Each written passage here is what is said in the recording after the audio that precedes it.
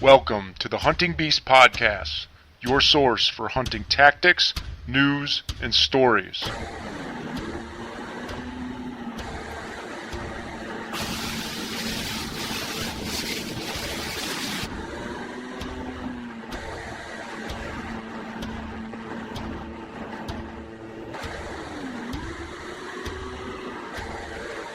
And now your host, Mario Trafficante.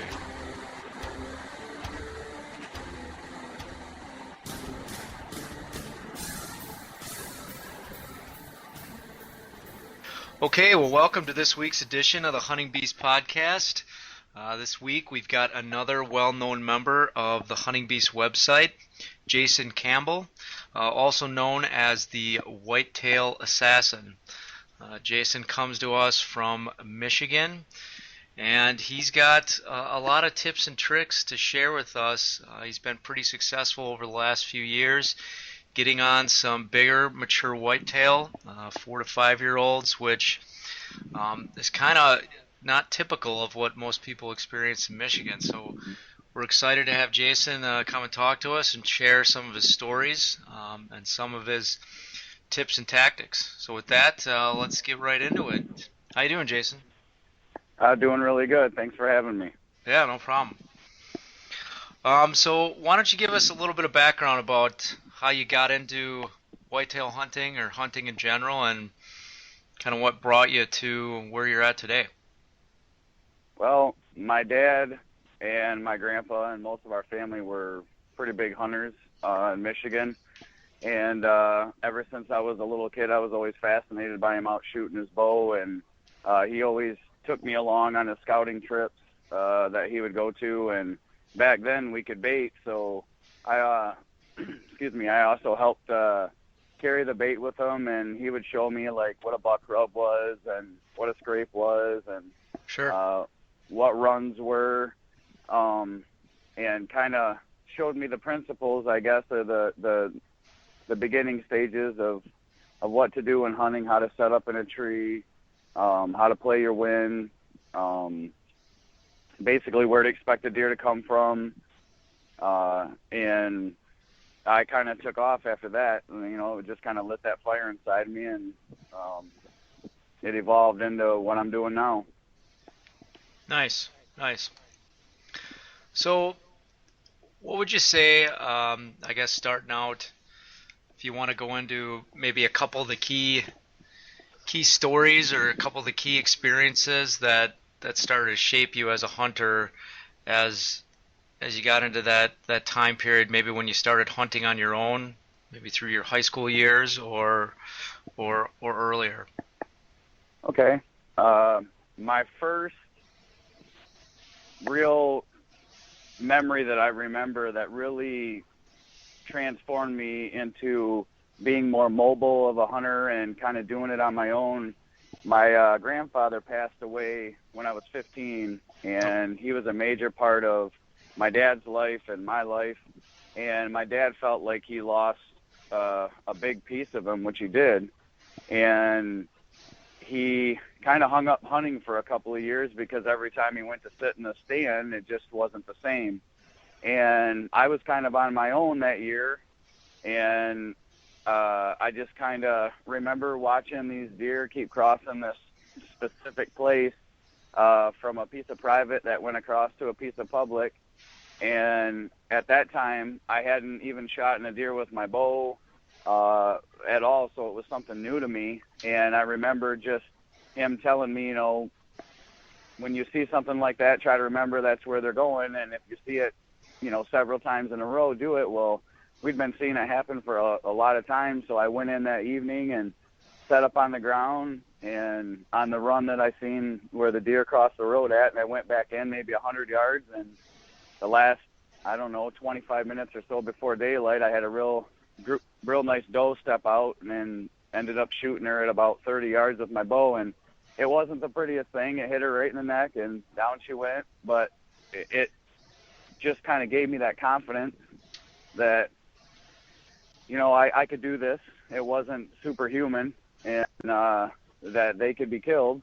And after that, I started really diving in deeper and deeper, and I wanted to get a buck really bad. The first few years of my bow was mostly does, and my dad started hunting again, and he went on a streak where he killed like 15 bucks in 15 years, like straight, and like around my neck of the woods, that was kind of unheard of. It was, they weren't always big ones, but, they were basket racks and such, Sure. But it was still the kind of success you don't see from most people typically around here. And, so then I was asking him, like, what are you doing? I want to know what you're doing, because I keep getting does, but I can't get a buck. And, Right. He was like, well, you kind of got to get off the bait pile a little bit and hunt, a little thicker cover, and, they're different than the does are. And so I started kind of listening to what he was saying more and scouting a little more with him, and got off the bait pile, and sure enough, I started seeing more bucks. And at first, with the excitement of never killing a buck, man, I shot every buck that walked by me. It seemed like if it was a legal buck, I was shooting it. Uh-huh. And after getting quite a few of those on my own, we started talking in depth about why we can't seem to get on bigger deer, why it is that we can't get, the older ones. And we wondered if it's just because they're not around, or is it something that we're doing? Is it a setup and whatnot? So, and back then, you got to remember, we hunted the same stands very frequently. Even though we had scouted and found good places to hunt, we definitely overhunted our stands. So, we would sit there 4 or 5 days in a row sometimes, thinking that eventually he's going to swoop by. And Were these stands that you were typically setting up ahead of time? Oh yeah. They were. We would scout in the summer, and then hang the stands right before season. Sure. And maybe 2 weeks before season, we would go in and set up our setups, and then we'd go in and hang our stands the day we were going to hunt. So the first hunt was a fresh one, as far as the stand being hung there, but that we left the stands, and we'd have 8, 9, 10 stands hanging all over the place. And we just kind of, when the wind was right for one, we'd go hunt that one. And it paid off with a lot of 1.5-year-old and even some 2.5-year-old bucks. But we weren't seeing the mature deer like we wanted to. Right. So that really kind of drove me and him both to, okay, what are we doing? And we probably watched every hunting video known to man. We read every book we could get our hands on. I think I've read every issue of Peterson's Bow Hunting magazine, or any magazine on the shelf. There was common literature for us to have in the house and all over. And, we got this false sense of security after seeing the videos of, what to do. Here these guys are setting up on crop fields and right off the edge of them and shooting 150-inch deer, and we're not even catching eyes of deer that size. And something wasn't right, and it wasn't adding up. And so what was the typical, I guess, topography of the piece of property that you guys were hunting at that time? Well, mainly swamp, oak flats, acorn ridges. Sure. Agricultural land.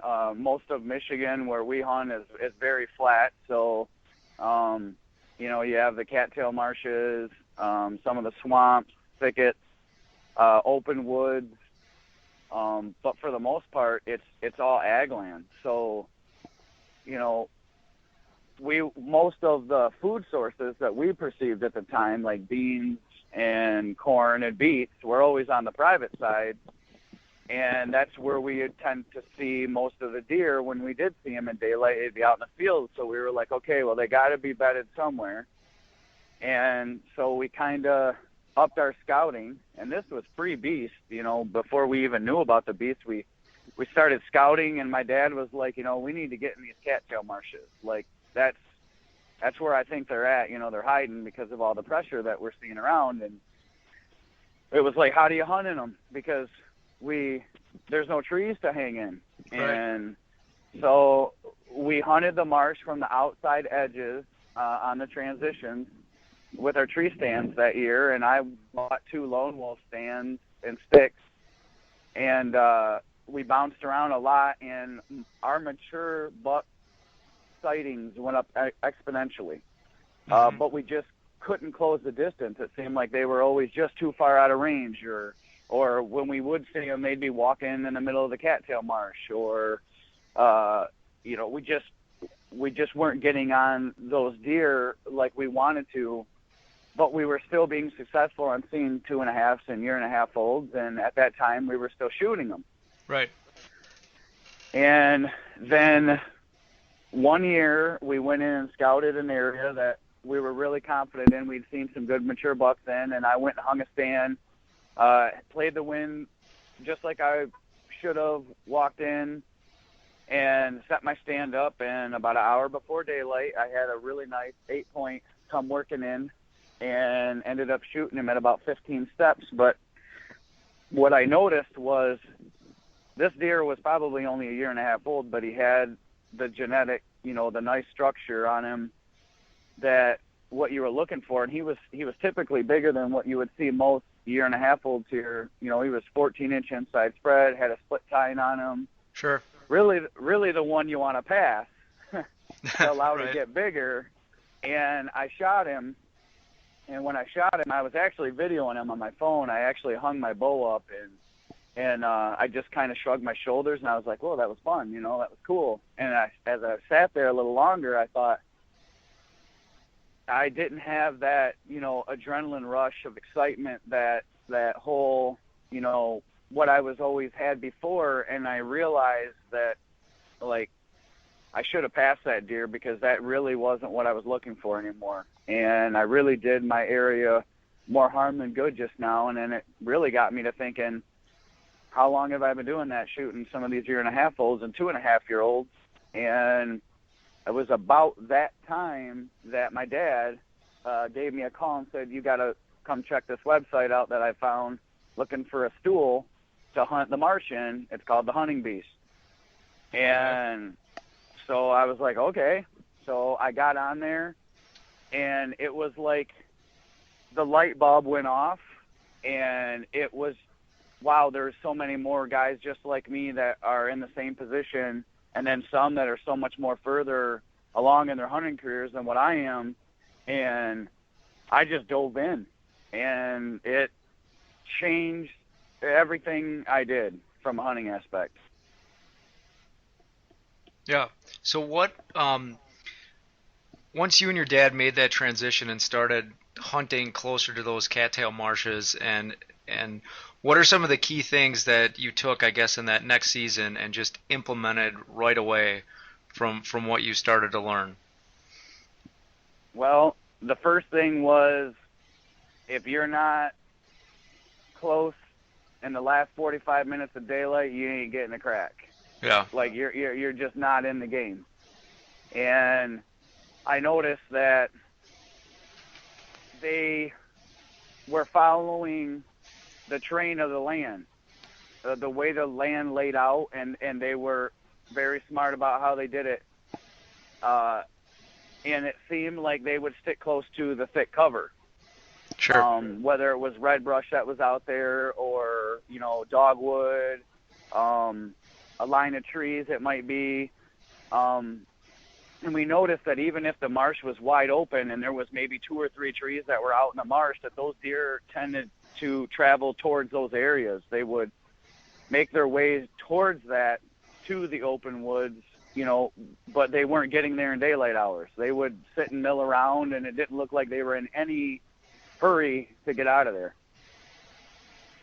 What so with those thicker areas, I mean, you said you had looked at bedding a little bit in the past, but when did you take you and your dad or yourself take your first trip in the off season into these areas to actually try to locate some bedding? It was the first year we found the beast, and I had bought a couple of trail cameras the year before, and my dad said, hey, let's let's go look at this one spot that I found late last season and see if we can't do, a little bit of homework in there and find some setups, because it's right in this swamp.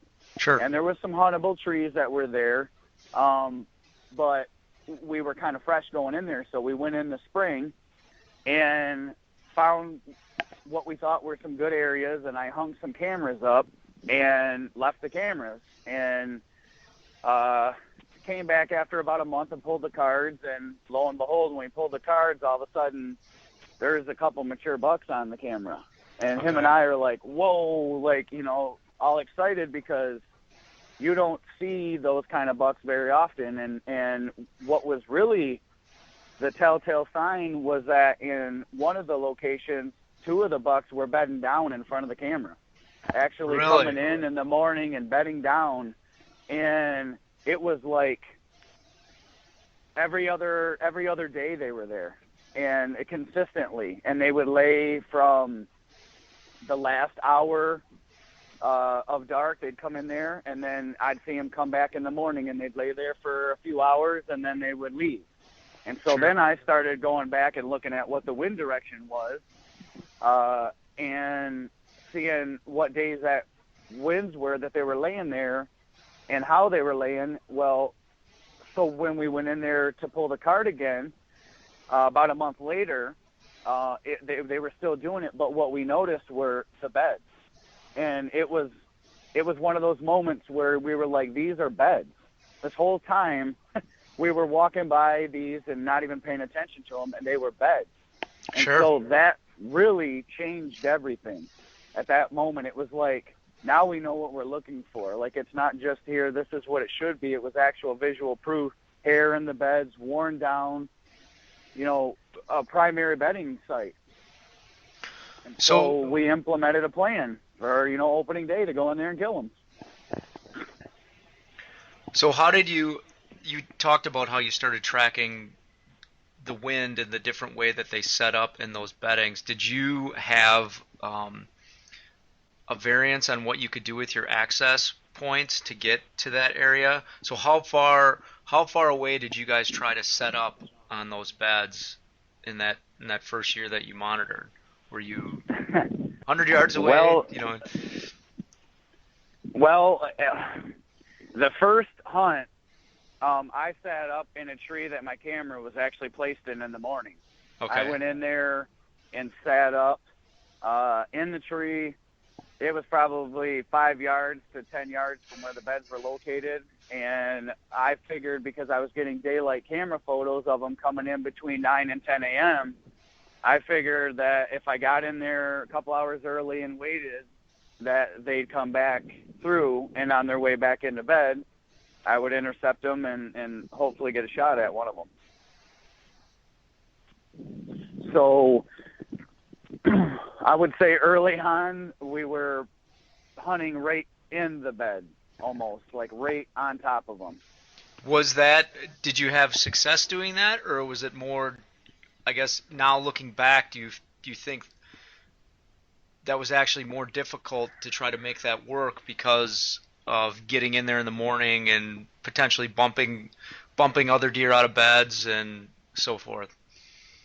In the morning, the first morning I hunted, the very first morning I hunted it, it was extremely successful. I didn't end up getting a shot, but just like the camera was telling me, they were coming back in, and it worked out. But after that, it changed the complexity as a whole. And every first hunt we hunted like that, if you didn't see them the first time, if you hunted back in there again, it was burned. It was no good. Yeah, we weren't seeing them. Your scent was down. It was basically like you got to move on and try to locate them again. And so I think the first initial stages of it, we pressed a little too hard and got too close, and because of it, ended up blowing out some really good areas. So, but that's a good point, though. I mean, the progression, if people are trying to understand this, you guys started hunting those transitions, then you located bedding, then you patterned some bucks that were moving in and out of that bedding, and then really on your first sit in those areas is when you had your best action. So yeah, that right there is kind of the essence of what a lot of other people experience when they use those tactics, you know. Yep. Yeah, we definitely did it. We were on to doing it the right way. We just needed to refine and critique some things, and that's really, to be honest with you, where the hunting beast came in and totally paid off in so many ways, because so many of the great hunters on that site had so much insight and were so helpful, and the topics we discussed, that we immediately seen exactly where we could implement those strategies and those tactics to our advantage without giving the buck the advantage. So another topic that when we talked about this the other day that you wanted to bring up, and maybe this ties into once you started, transitioning into this style, is the use of observation stands in these areas. So when did you start utilizing those, I guess? I started using observation stands probably about 4 to 5 years ago. And I got the idea off of the beast, to be honest with you. And there was a thread we had a while back ago, and Dan had talked about it, some other members on there, and it made sense, because really, when I looked at it, the way that we were hunting the first year before we found the beast and the cattails and setting the trees that was really what we were doing. We just weren't moving in when we saw a pattern, or when we saw that a deer was in the area. We kept hanging back, and we weren't aggressive enough at that point. And so when I started targeting specific bucks in specific areas, I started using observation stands more often. Mm-hmm. And a good buddy of mine, Ridge Runner 7 on the website, him and I talked about this extensively a few years back, and he had kind of told me how he had done the same thing in some areas, and so then I started doing it, and it led to the last 4 or 5 kills that I have, actually. So when you set up an observation stand, what are you typically looking for people that are new to it? How far, and this may be kind of an obvious question, but how far back do you need to get? Is it further enough back so you're not disrupting the area, but where you can get high enough to sort of see everything around, or how do you adjust, when you get in there? Well, one of the first things that I do when I'm looking for an observation stand overlooking what I believe to be a primary bedding area or a bed that I'm keying in on is access to the area. Where is there a public trail? Is there maybe a group of hunters that are going through using the same area over and over that's going to be used year in, year out? It could be a crop field that I know that they're not using in daylight hours. It could be a drainage ditch. It could be any type of feature that I know that I'm not going to come into contact with that deer in an area where he's going to realize that I'm onto him. Got it. And the distance, this gets talked about a lot on the forum, but there really is no distance away. It could be, some of them I might have they're 200 yards away. Some of them I have are 100 yards away from where it's at. But they're in areas where I can see the primary bedding, and I know that the deer aren't going to make it to me or come to and from that direction to when they do go to bed or when they come to exit to bed. So you're looking for a good vantage point and a safe place that deer, when they come into contact with your human scent, aren't going to freak out or bust out of their bedding. It's something that they come across more frequent and they tolerate. Got it. That makes sense. So, and I don't know if you want to tie this into beginning to talk about a couple of your stories of some of your favorite hunts, but just how you look at a specific area in general. Now that you started putting all these pieces together, how you would break an area down to hunt it based on food, pressure, deer movement, other changes that might affect that area. Then maybe you could dive into some of your hunts that show these examples of how you set up. Well, one of the things that I do, and I've been doing for several years now, is I write almost everything I see down. I have folders that I keep of every area that I'm hunting broken down, a lot like how you and Dan broke it down in the last video, section to section, bedding area to bedding area, and I also locate the food sources, and it took several seasons to do this, but obviously we know that the corn and the beans and beets or whatever the crop fields are, they will rotate from year to year, and based upon that, some areas are hot one year and some areas aren't hot the next year. Sure. Just like with oak trees, we have white oaks and pin oaks a lot that are in our area, and when we have a good acorn drop, certain areas get hot during the year, and when they're bad, they're not as good.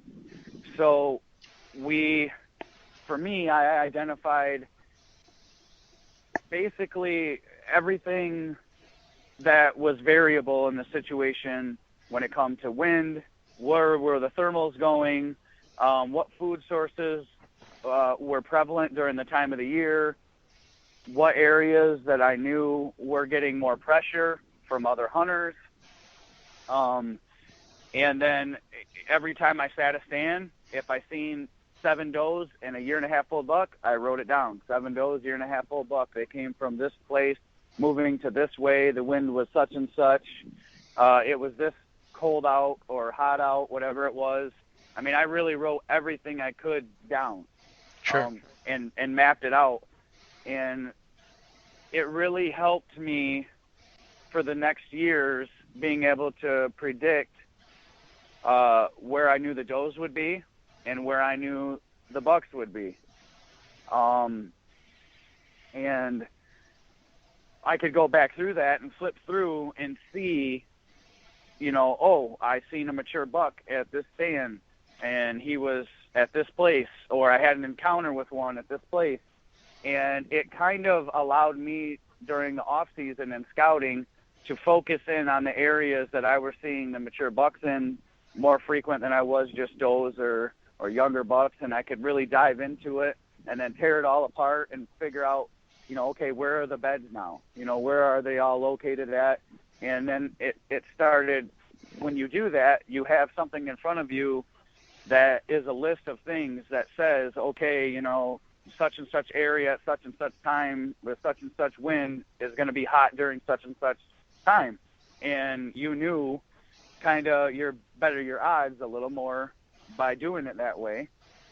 And once I started doing that and kept doing that, there were a lot of areas I could throw out because I never seen anything but young bucks and does out of it. So I knew I don't need to waste my time in an area that's not going to hold what I'm looking for. Right. And so I started getting a little more pickier and choosier about the areas that I was going to focus in on. You only have so many days to hunt with work and family and kids and other obligations. And I wanted those days to be the best days I possibly could and have the best chance I could.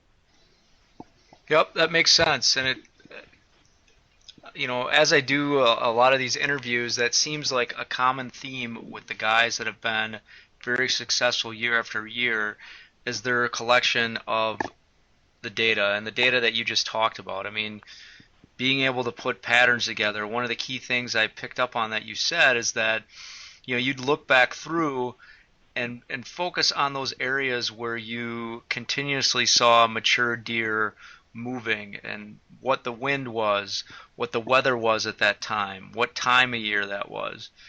And I agree. I think the big advantage there is you can go out and actually find those bedding areas and look at the access trails in relationship to those observations that you made. And then come season time, it's really sort of a pick and choose, sit and wait type scenario where you're waiting for those weather conditions or you're waiting for that specific time of the year, and then you can slide in to increase your odds.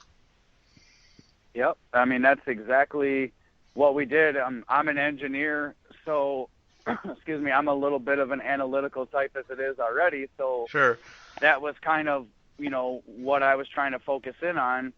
And we also, and I can tell you a lot of guys will go through this. Think about how many times you went into an area and bumped a big buck, and he jumped up and took off running, and you think, oh man, like I kind of, I didn't even know he was there. And we had walked by that several times and not really thought anything of it.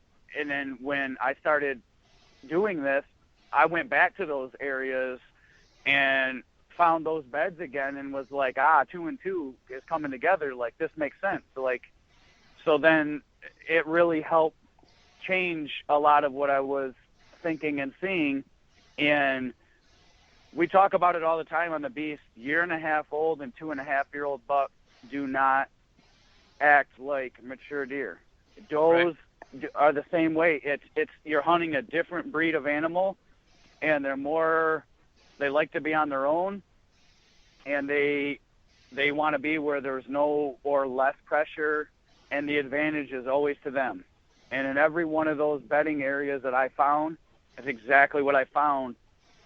The advantage was always to them in that situation, and they had the drop on me before I even knew that they were there. Sure. So why don't you dive into maybe one of your stories? I know there was a lot of guys that wanted to hear about your 2015 kill, so maybe we can talk about that, or one of your other hunts that you're particularly fond of. Okay. I have a couple of them, but I'll start out with the 2015 deer.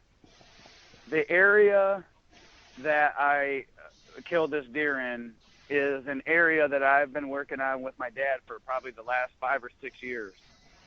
And I went in the springtime and did a ton of scouting in this area and actually located a couple of beds. And with the first season that I went in there, and I wasn't sure what time of the year they were or anything. All I knew is there was a bed there, and I never seen a deer in it. Never jumped a deer out of it when I went in there. And this place, some years when we have a heavy rain, it floods out and it will get a lot of water in it. And some years, if it doesn't rain a whole lot, it's dry. On the years that it was dry, we found they were bedding in certain areas that they wouldn't the years it was wet. And Sure. so, and that This took is a couple of years this is a to learn. cattail marsh type area. It is a cattail, red brush, CRP grass. It's a mixture. I mean, it really has everything that a big buck would want and what you're looking for. And it's a big marsh too. It's not small by no means. Sure. And so one day it was raining, and I was sitting in my stand, and it was raining, and I decided I wasn't really seeing anything, and that I was going to get down, and I figured it was a free pass to go in and kind of scout those areas, maybe even jump a buck or two out of it, just to kind of learn a little more. And when I was sneaking through, I caught a buck moving, and it was a 3.5-year-old 8-point. Wasn't real big as far as horn wise, but body wise was really big. And I actually watched this deer travel and bed down next to this tree by these group of red brush cattails that were there. And I noticed that he was bedded when the wind was hitting him from his back and he was watching the open area. Sure. And so I was like, oh, wow, I actually got to see it firsthand. Like, I'm actually watching this, you know. It was kind of cool. Like, and so then I started thinking, I'm like, you know, how can I kill this deer? Like, he doesn't even know I'm here, and I'm within, you know, I'm not very far away from him as it is, but I want to close the gap if I can. And I figured, you know, what's the worst thing that can happen? I bust him out of there. I learned to buck bed, and at that moment, I was really on high. Like, all right, like I got a piece of the puzzle. And so I took my time and actually went around to where it was almost like a just off wind and snuck to within range of that deer and waited for about 2 hours for that deer to get up. And when he did, I shot him and killed him. Wow. And he didn't even make it out of the bed, but maybe a step or two, and had no idea when I shot him. Were you hunting from the ground all that time, or did you set up your stand again? I had a stand set up, but I had left my stand because I was just going to do, we call it a skunt, where we're scout hunting and basically walk around, and then I would circle back to get my stand and then head out of there. And so I didn't have a stand on my back at all. I was in the wide open, and I just kind of took my time. I ended up getting really wet that day because I walked through the water on my hands and knees in certain areas to get to where I could get in position of shooting this deer. But that was the initial starting point of the last few kills, and this year's 2015 kill. It kind of started to, all the pieces were falling in together. I just didn't know that they were going to fall like they did, you know, several years down the road. Sure. But that particular bed, I wrote down everything, and I knew the time of the year, and it was early season when I shot this deer. And so the next year, guess where I was opening day? I snuck around and mapped my entrance out and went into this location and sat up on a tree, exited in the bed. The bed was probably 65 yards away from me, and almost like clockwork, the last 45 minutes of daylight, I had a real nice, probably 130 class 8 or 10 point come in, and I just couldn't get a shot. I did no trimming or anything like that because in Michigan you can't cut limbs down or anything. So right. He came out. He was 45 yards away from me. I just couldn't get a shot at him, and I had to watch him walk off. And even though I was bummed out, I realized that that's a primary bed. That was a bed that was worth, you know, putting it in. And so I didn't hunt it again that year until the pre-rut, and I saw a lot of younger bucks, but I didn't see anything mature in that area, so I wrote it off for the next season. Well, the next season I went back in there and snuck in to my stand, got up to the tree, and I kind of made an adjustment from the year before, and I pulled my stand off my back and got everything ready to go, and I was quiet and put one stick up, and I had the other one over my shoulder, and I was getting ready to set it up, and I took a look over at the bed, and guess what I seen? A rack sitting in it. And I was like, oh man, like, so I you know, immediately was excited, and I was trying to weigh my options, and I'm like, the wind's at my advantage, everything is good. It was a little higher wind that day, so the cattails were swaying and you could hear them. And I made the conscious decision to sneak up on that bed again and see if I couldn't shoot this buck out of his bed. Sure. And so I got down on my stand, left all my stuff there. I actually just slid my coat over top of me and grabbed my bow and started sneaking my way to him. And this was an evening hunt, and it was probably 3 in the afternoon. It doesn't get dark here until almost 9 o'clock or so. Right. So I knew I had all the time in the world, and I took my time. I snuck all the way to him. I had my rangefinder out, and every time, you know, I got 40 yards away and I could see him, and I was like, okay, I'm with what I believe is killing range of him. If I could just close 10 more yards, then I'll close 10 more yards. And so 10 more yards, I got up to him, and I could push it. Well, I ended up getting 22 yards away from this deer, bedded on the ground in this bed.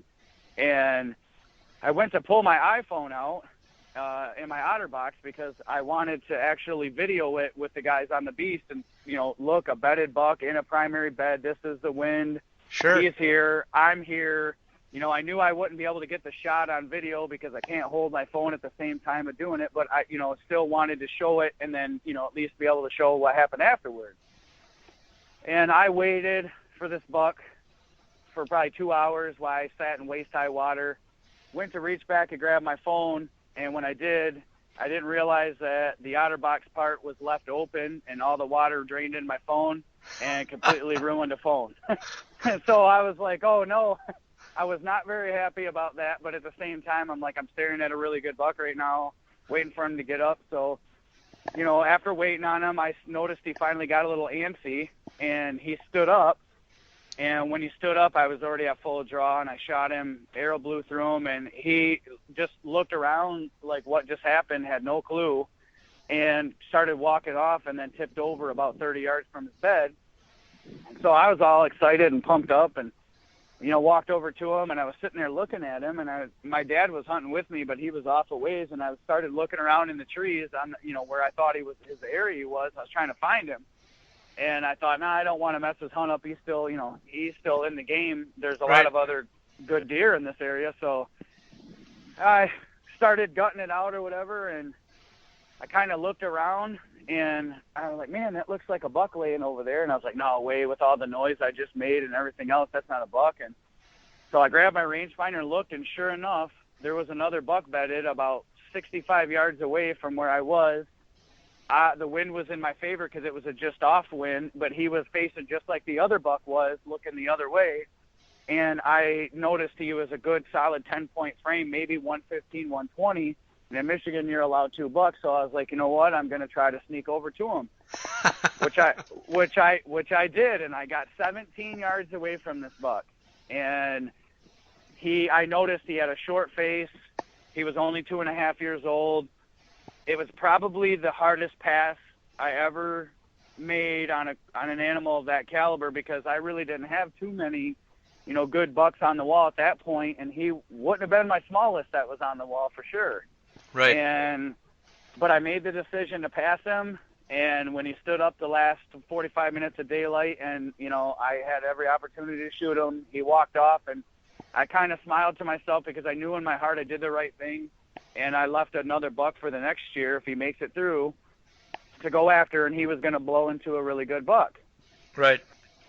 Did not know that this deer was going to end up being my 2015 deer, but just knew that he was there. So the next year, I hunted the same bed and passed about 100-inch, 110-inch animal to come out of it. It was a 3.5-year-old come out of the bed. It wasn't what I was looking for.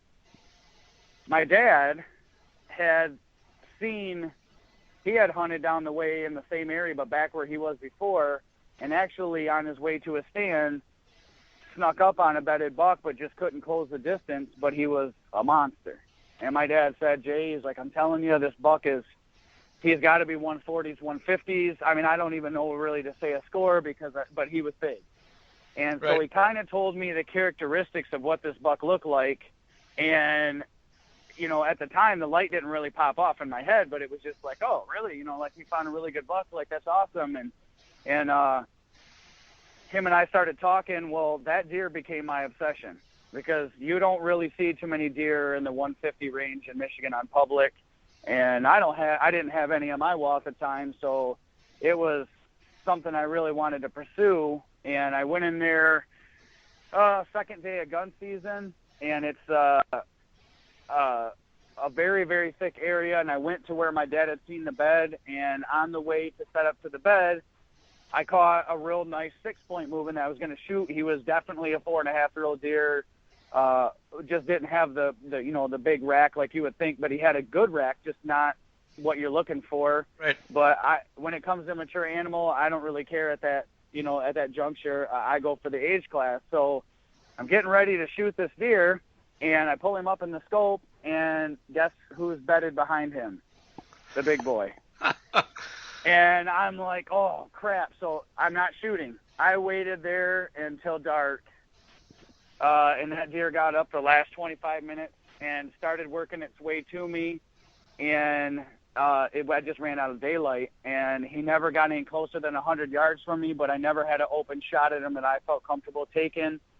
Even though I had a gun that was capable of doing so, it just wasn't in the cards. My dad even told me, "Why didn't you take a shot?" And I was like, I just, he's going to be there. Like, he'll make it through. He's made it through. I just have this feeling he's going to be there next year. And I got a really good glimpse of him bedded the whole time. And I told my dad, I said, "Listen, this deer is not a 150. We're talking he's 160s, 170s.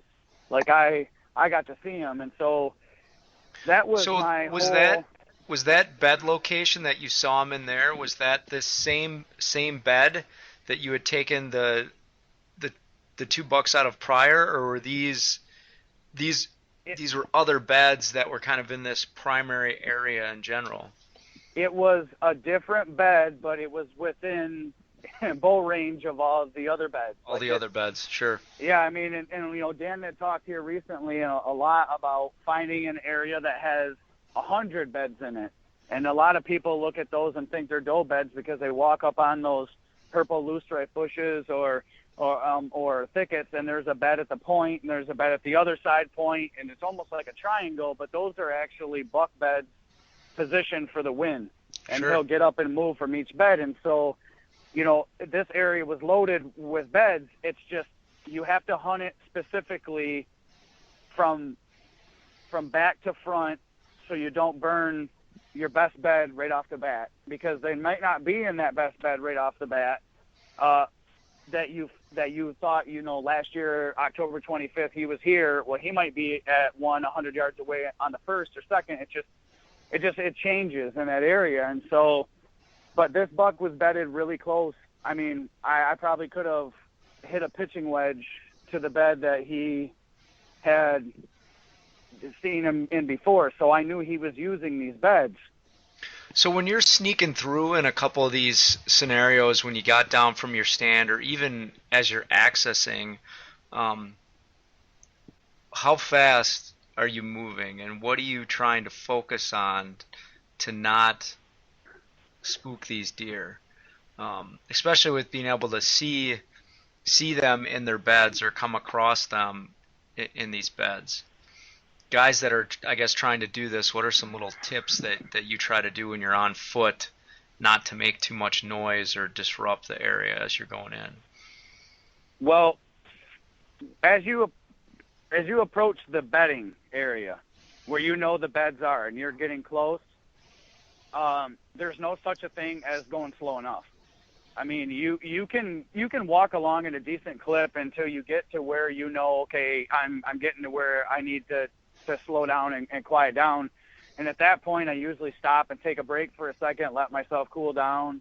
You know, if I got to get a drink or whatever, because I know at the next juncture, I'm not going to be getting in my pack to get a drink, or I'm not going to be, you know, it's basically to the stand until I'm set up. I'm not taking another break as far as where I can kind of relax and be a little more loud than I would be if I was closer. So when I get to where I feel like I'm 200 or 300 yards away from the bed, I go to a snail crawl.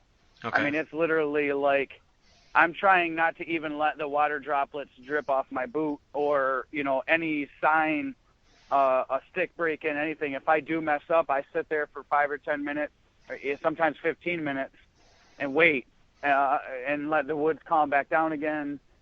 In both the scenarios where I snuck up on the bed and shot the buck out of the bed, it probably took me at least 2.5 hours to close 70 yards. So, I mean, I was crawling. Talking slow, yeah. Yes, like turtle pace. Turtles probably could have went faster to him than what I did. But I mean, you know, he's bedded there, and there's no, you know, he's not going to get up for the most part in the last hour of daylight. So, you know, you've got all the time in the world to get to him now. Sure.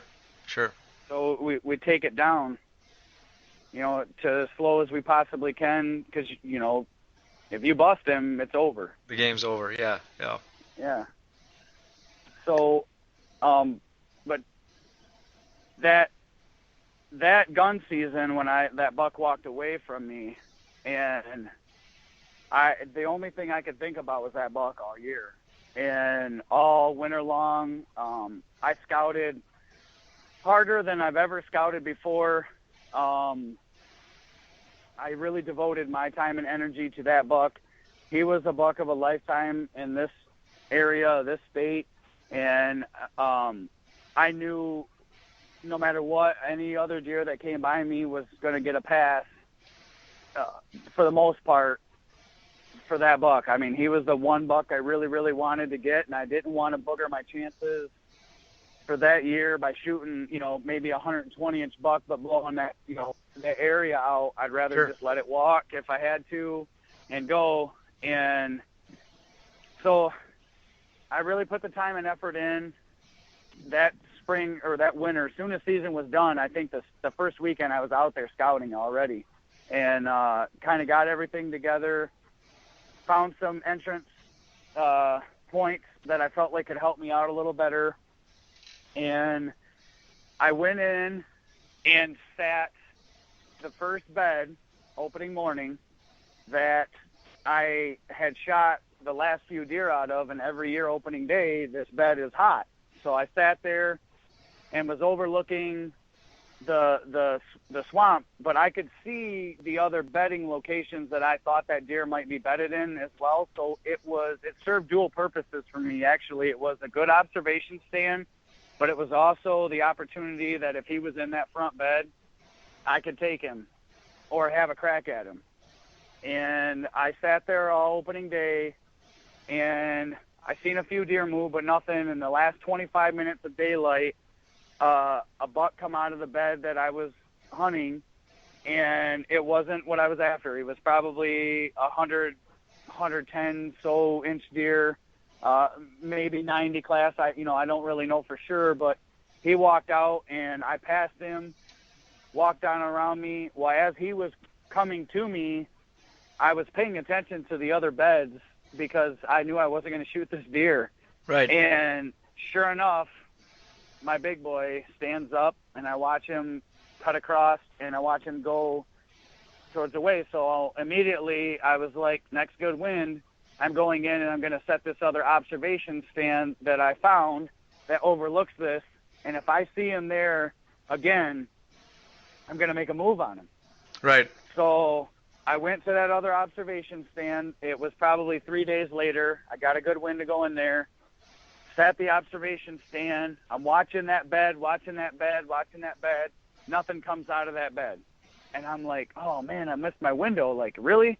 Well, it's waning daylight, and I look out across the way, and I'm looking at, some of the other beds, because this area that I talk about is probably a 500-yard circle, and they could bed anywhere in this. And there could be 2 or 3 mature bucks at any point in time in this area.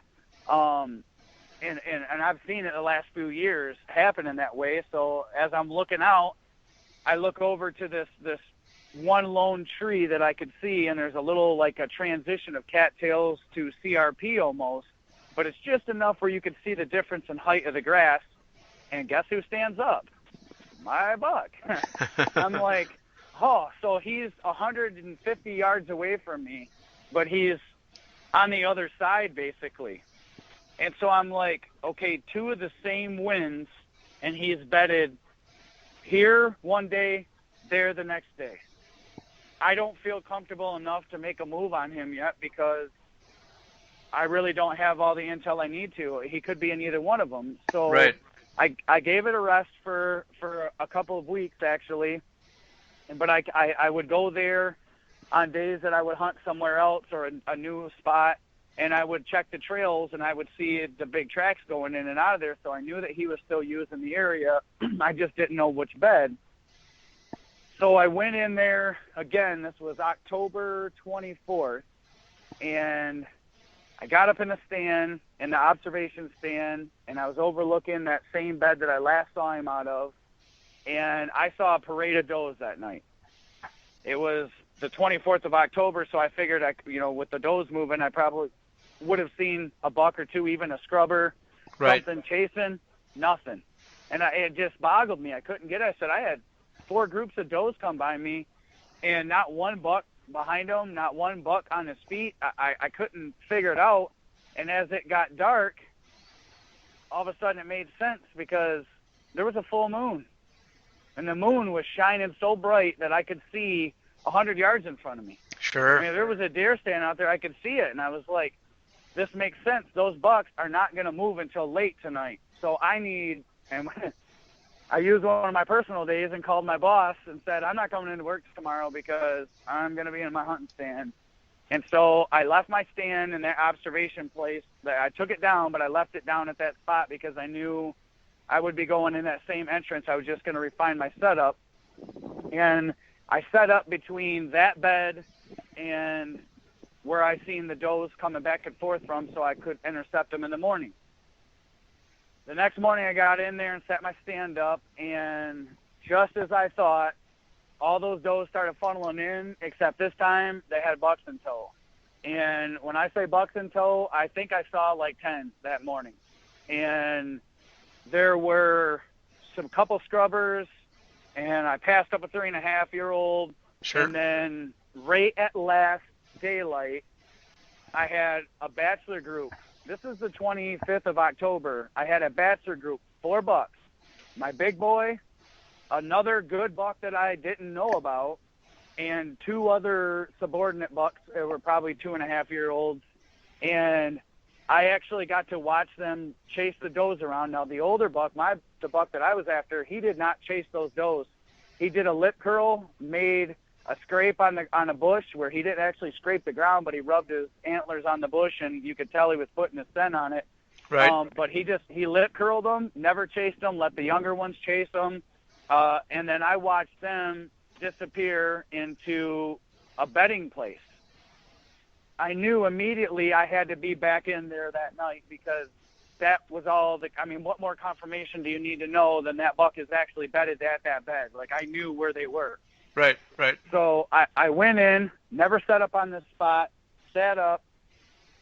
All 4 of those bucks came out 2 hours before daylight and snuck behind me and busted me and caught my wind. And I got to admit, I was pretty heartbroken. I was like, oh no, like I didn't set up in the right tree, and they got behind me, and they were within 60 yards of me and busted. And I called another good buddy of mine on the phone, Bucky, and I started, telling him about what was going on. And I said, I feel like I need to go right back in there the next night because I know he's there. He didn't, like, when he busted, it wasn't like he knew what was going on. He stood there smelling the wind for a little bit and then busted out of there. He didn't blow. They just took off and ran. And Bucky said, if I was you, I'd set up in that, move your setup over 50 yards or wherever you got to, and then, set up there. I said, yeah, that's exactly what I was thinking. So I went back the next night, used another personal day at work, went in and sat up. And as I get up to the setup, the only tree that's even remotely in a shooting is a dead tree. And there's no cover on it. It's like dead branches all over. I'm looking at myself like, this is the stupidest thing I've ever done before, but I'm going to do this anyways. Like, this tree could fall over. Right. Like, I don't know what's going to happen. So I get set up in it, and I pull some milkweed out, and there is a retention pond off to the back side of me, and I had a feeling that the thermals were going to pull to the retention pond at night. And so I dropped the milkweed. I was dropping it about every hour, and sure enough, it was sucking right to. It was blowing over top of it, but then as it got darker, it started sucking down right to it. Well, that was perfect because that was the opposite direction that those bucks were coming from in the first place. Sure. And just like I thought, I see 2 bucks come out of that bedding area. Neither one of them came by me, but they were chasing does. And I thought, well, it's starting to get dark. It's either going to happen or it's not. I don't know. And then I look up, and out of the cattails, I see my buck stand up. And he starts making his way to me, and he cuts up in front of me and goes to where the does were standing, and I see him smelling around. And then he turns and starts working his way back to me. And he cut by me, and I passed a 40-yard shot up. I had him broadside at 40 yards. I passed it up, and I watched him go work a scrape up, and I decided, well, I've seen these other bucks in the area. I've seen these does. estrus must be somewhat in the air. So I threw a little grunt with my mouth at him, and I watched his ear flick a little, and he didn't really respond to it. So then I snort wheezed at him, and he never responded to it at all. Worked the scrape, started working his way kind of away from me, and then did a loop, and I think he was trying to scent, check where that was coming from, but he looped his way around and eventually walked right underneath my stand at 5 yards. And I shot him, and when I shot him, he hit the ground right there and maybe pushed himself 20 feet on his front legs and died right there. And I hung my bow up, and I was like, are you kidding me right now? Like, that was not, and it was really the last 2 years, and even longer than that, the last 5 years of really learning this area. It finally came together on an animal that I knew was there. And I waited for a little bit, and I went down, and I'm sure you did the same thing on the buck, that big 10-point that you in the video. Yeah. You really don't know how big those deer are until you walk up and grab their head out of those cattails and like, oh my Lord. Yep. I pulled him out, and he's 21 3/4 inch inside spread on him, and he had 16 scoreable tines. And it was obvious, though, after getting up to him, that he had lost some inches from the hard winter we had the year before. He was missing probably a G5, I guess it would be, on his right side, which was like 6 inches, and he had a G2 that was half the size of the other one, and where he had double brows the year before and they were tall, he actually had still tall brows, but they grew as like sticker points down at his base instead. Sure. And he ended up scoring just, he was in the gross 160s, but he ended up scoring after deductions was like 147 or 151. I can't remember now exactly offhand, but I didn't enter him in the books or anything, but I wanted to see if he would score Boone. But it was definitely him. And it was the culmination of knowing them bedding sites, sitting observation stand after observation stand, and not moving until I knew it was the right time, and I knew I had his bed specific, because in those bedding areas where there's 30, 40, 50, 100 beds in, you better know, because you mess up on one of them, you can mess up a lot of them. And it really stressed the importance to me of hunting with a purpose, hunting specific bedding, and the right time, and knowing when it was time to go in. Well, yeah, and the other thing I think, what I picked up on is when the time is right, you have to get in there and really, if that's your goal, make it happen. I mean, you took those 2 personal days at work, but how often do we see guys, maybe they have an encounter with a mature buck, and they're like, well, I'll get back in there this weekend, or I'll get back in there 2 weeks from now when I planned on taking off.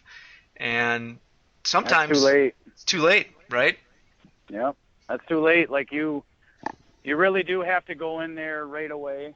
And one of the things that, and Bucky and I discussed this, was the manner in which that deer busted out of there. He didn't blow. He wasn't stomping around. He caught my wind, and that was it. That was game over. He headed out. He didn't know exactly, he didn't come across my ground scent. He wasn't, like stomping around. He didn't alert the whole woods. He just smelled something he didn't like, knew it was in an area that he shouldn't be smelling it, and vacated. Sure.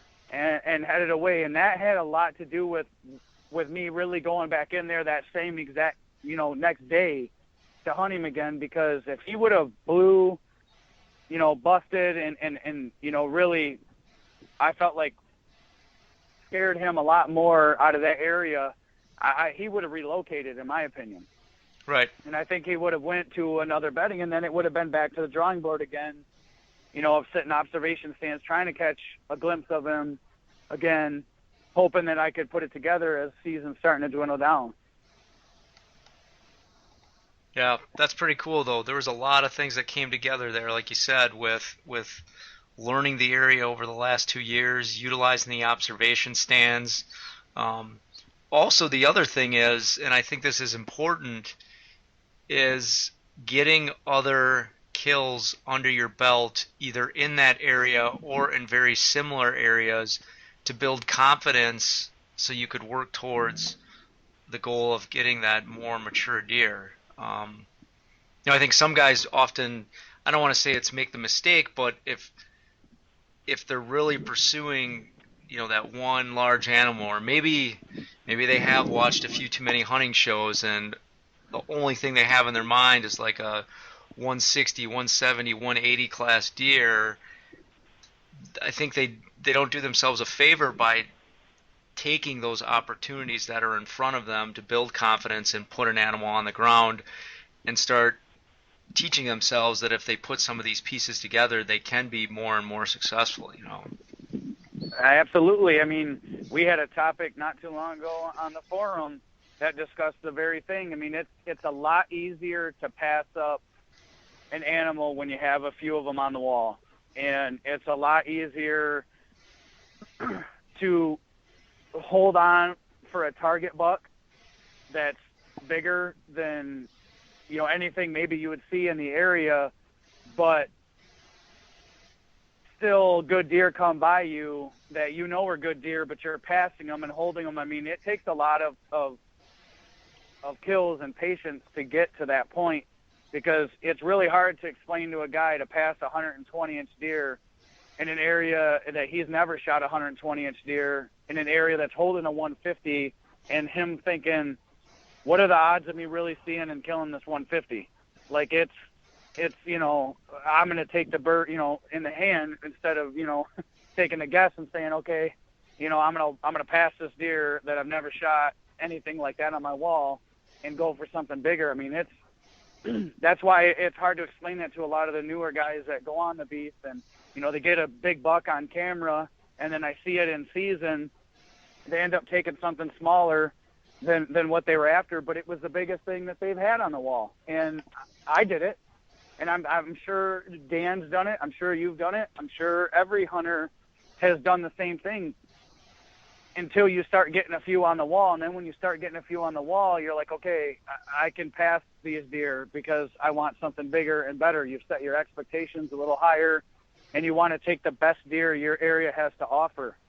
And in the Marsh Bucks video that you guys put out, the one thing that I noticed on there when you were breaking your area down is the first few bucks that you guys took out of that area were probably not the best bucks in that area. They were good bucks, but they weren't like the one you ended up taking. And Right. They led to you being able to take a buck like that because you started knowing the area and killing a few of them, good bucks that were there.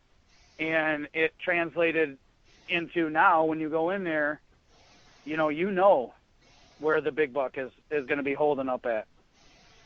Yeah, exactly. And then you have the confidence, and a lot of it is too the timing of the year, right? You can be patient because during certain times, during certain weather conditions in a specific area, that if there is a mature animal in there, it's likely that mature animal is going to be there during that time, weather conditions, specific area.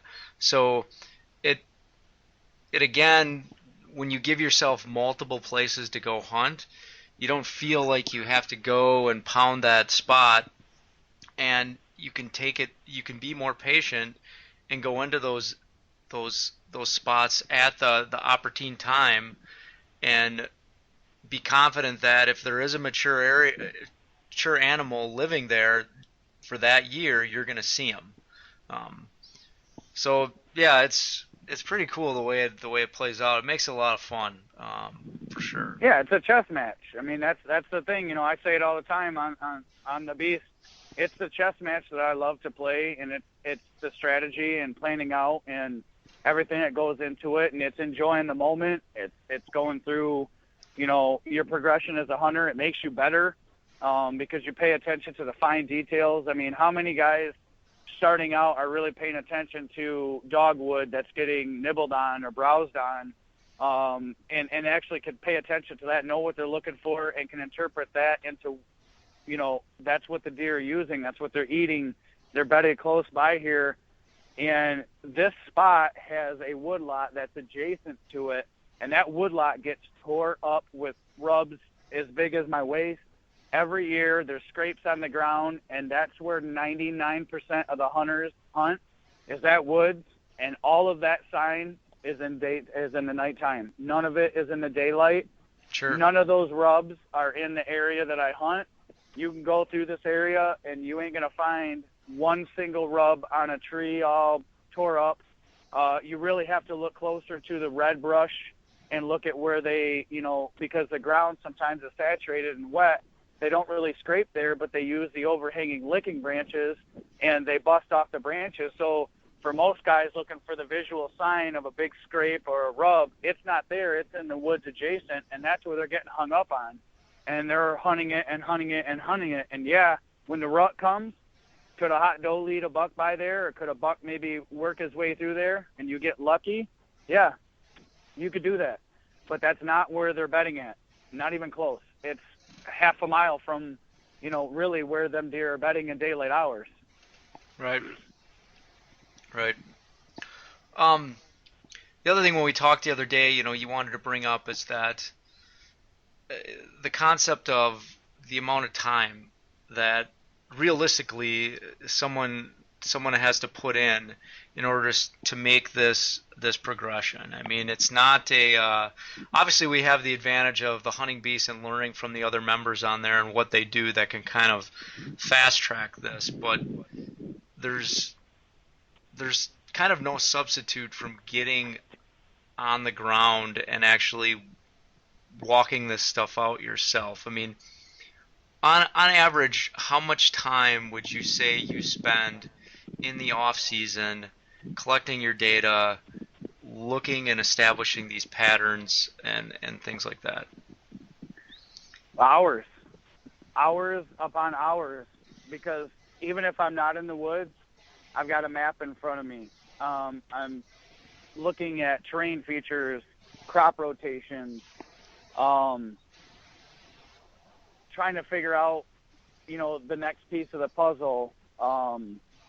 Sometimes I'll pick something up in season that I didn't notice the year before, and I want to get right in there and investigate further. So, I mean, when it comes time to how much time you put in, it really starts to add up a lot. It goes, hundreds of hours of time, and then boots on the ground to confirm what you thought, or maybe to not confirm what you thought, and really start understanding the lay of that land. I mean, you really have to be intimate with that piece or pieces of ground that you're hunting, to the point where I feel confident you could drop me off in there without a flashlight in the middle of the night, and I know where I'm at. I can look at a tree and see a bend in a tree and be like, oh, that's such and such tree.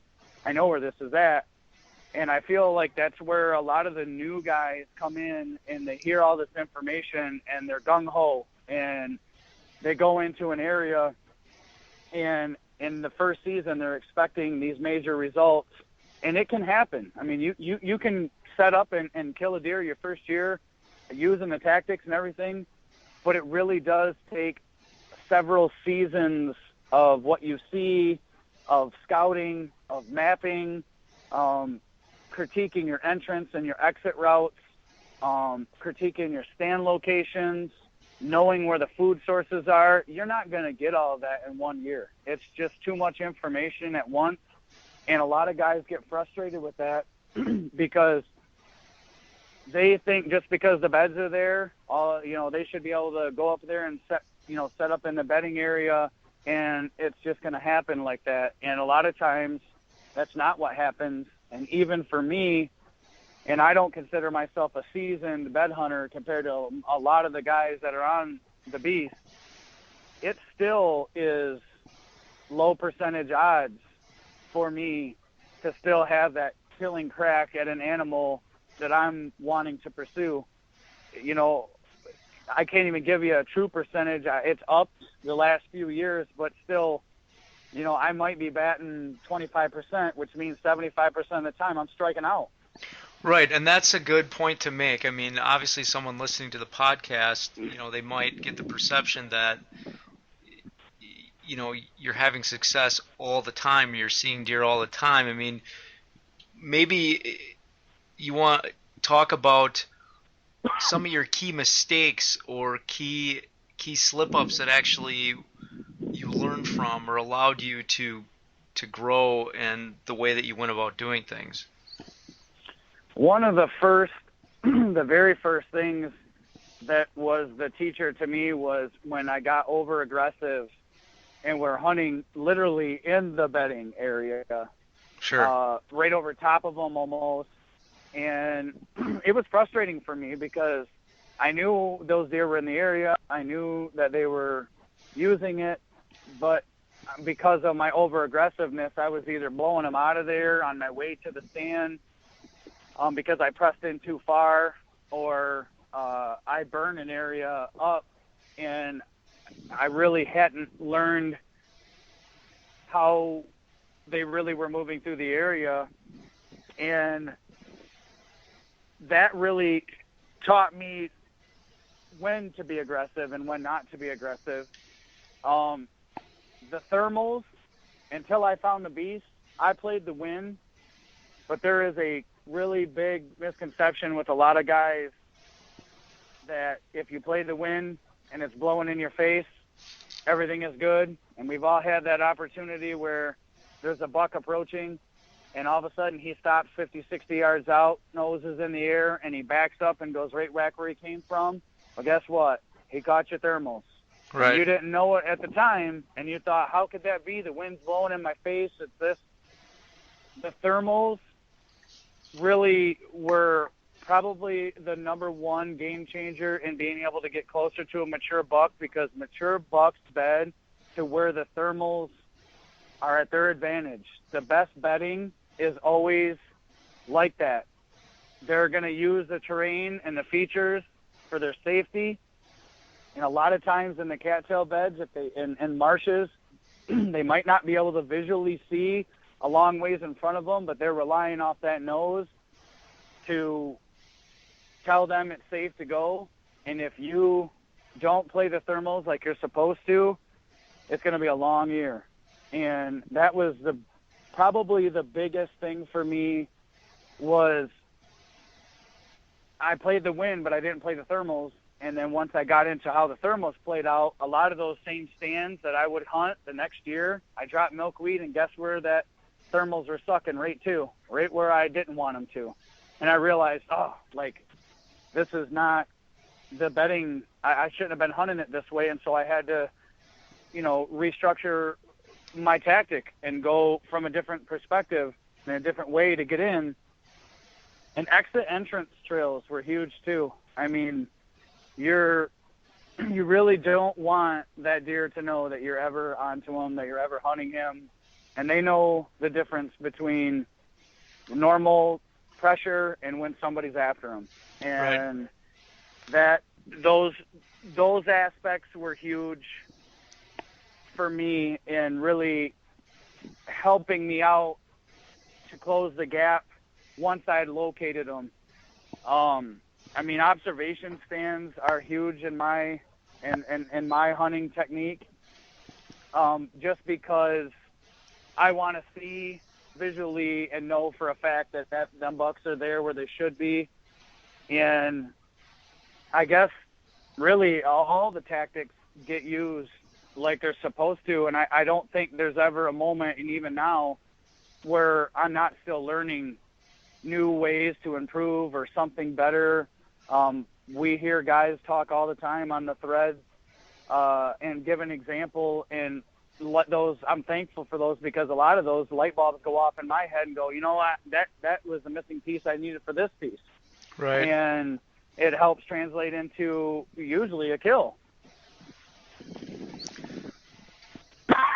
So this probably is a common topic that comes up, but for you being in Michigan, but how do you handle with the hunting pressure in general. I mean, you've got a large population of hunters, sort of everyone pining for the best spots in those public areas, a lot of people that do hunt in general. How do you combat against that, or try to work it to your favor? Well, first, I guess I would say that with success brings attention. Sure. And there are a lot of guys that know me in the area that I hunt. Just wait till after this podcast goes up. Yeah, I'm not looking forward to that. But no, it's okay. I've had to deal with it my whole life, but with the pressure aspect. But now, after knocking a few big bucks down, and guys will go so far as sometimes to follow me out while I'm walking, and talking to me. There'll be a group of them talking, and we'll get to a point where like I'm not really close to where I'm hunting at, but I'm like, so where are you guys going? And they're like, where are you going? And I'm like, wherever you're not going. Like, like, you got to tell them, like, and I've had them wait for me up at my car, a lot of times. And, and sometimes you get the guy who I'd say he's a pretty smart hunter. He doesn't have all those other tactics that we discussed in depth on the beast. And he goes in to an area, and without knowing that you're really there set up on him for a reason, he just goes up and sets up, and it can blow a hunt in a hurry. But that's what you got to deal with public land. I mean, you have to deal with, sometimes people are going to move through there. Bird hunters, small game hunters, people, scouting for an area. Some guys just go through and they'll be scouting. Or you got the guy who's scared of the dark and comes out right prime time when you're getting ready to see a deer come in. And right. I mean, it happens. I had a situation happen in 2012 where I had a target buck on my radar, and I went in the spring, and there was a ditch line that probably was about a half of a mile long, and it always holds about 6 to 8 inches of water in it. And I knew where the bed was located, and there wasn't really a good entrance and exit out of there without that deer knowing that somebody was coming in that area. So I went in the spring, and I pulled all the dead branches out of the ditch. I cleaned it all up, that whole half a mile. I actually took a garden rake out of there and dredged it all out, so there was nothing in my way. And so I could use that drainage ditch, which was about 6 feet tall, and it would hide pretty much most of me walking down through there. So I could sneak on the bed, because the bed was literally only like 80 yards off from where this drainage was. Sure. But if you walked the open woods, you were busted, and he got you. And a few friends of mine that I, didn't tell them the spot, but I told them what I was doing, thought I was nuts, because they're like, why in the world you're going through that much trouble to get into an area? Like, there's got to be a different way. But it really wasn't. Excuse me. It was the only way I could get in there effectively to kill this deer. And so when it came time for the season, the first hunt I pulled up, there was like 6 guys in the parking lot, and there's a trail that's a public trail that everybody walks to get back to the beginning of this area. And they sat there for probably 25 minutes and talking to me and asking me what I'd seen. The guy had seen me from the year before. I pulled a nice one out, and he just happened to be in the parking lot when it got up there. And he was like, yeah, he was telling the guys, this guy here, man, he shoots, some really good deer and blah, blah, blah. And, so then they're like, well, where are you going? And I'm like, yeah, you're probably like, yeah. I'm like, oh, thanks a lot, guy. You're like, put me on the spot there. So then I'm like, I'm telling the guy, I'm like, oh, I'm thinking about going, this way or whatever. Where are you guys going? I'm trying to get he's like, yeah, we're going to go over to this big spot and hunt. And so I had to wait for those guys to leave me. And I actually got in my stand a little later than I'd wanted to, but I waited for them to disappear where I couldn't see them anymore. and I snuck into my stand. I got in there, and my stand was actually the tree that I picked was only 30 yards off from the creek and was probably 50, 60 from this bed. It was not very far away at all, but it's so thick and blowdowns in there.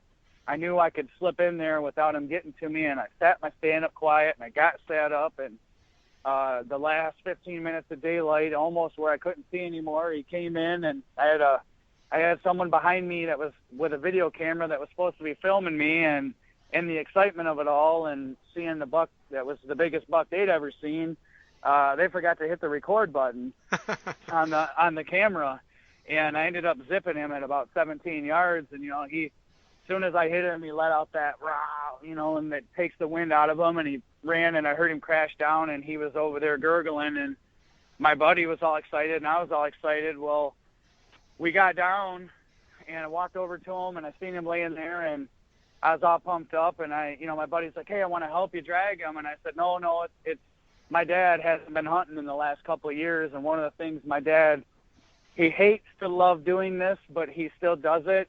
He wants me to call him when I shoot one to come and get him because he wants to be there. It's a pride thing between him and I. He taught me, and I want him there enjoying that moment with me. Sure. Because I don't know how long I got with him. He's got lupus, and it means a lot to me to have him there.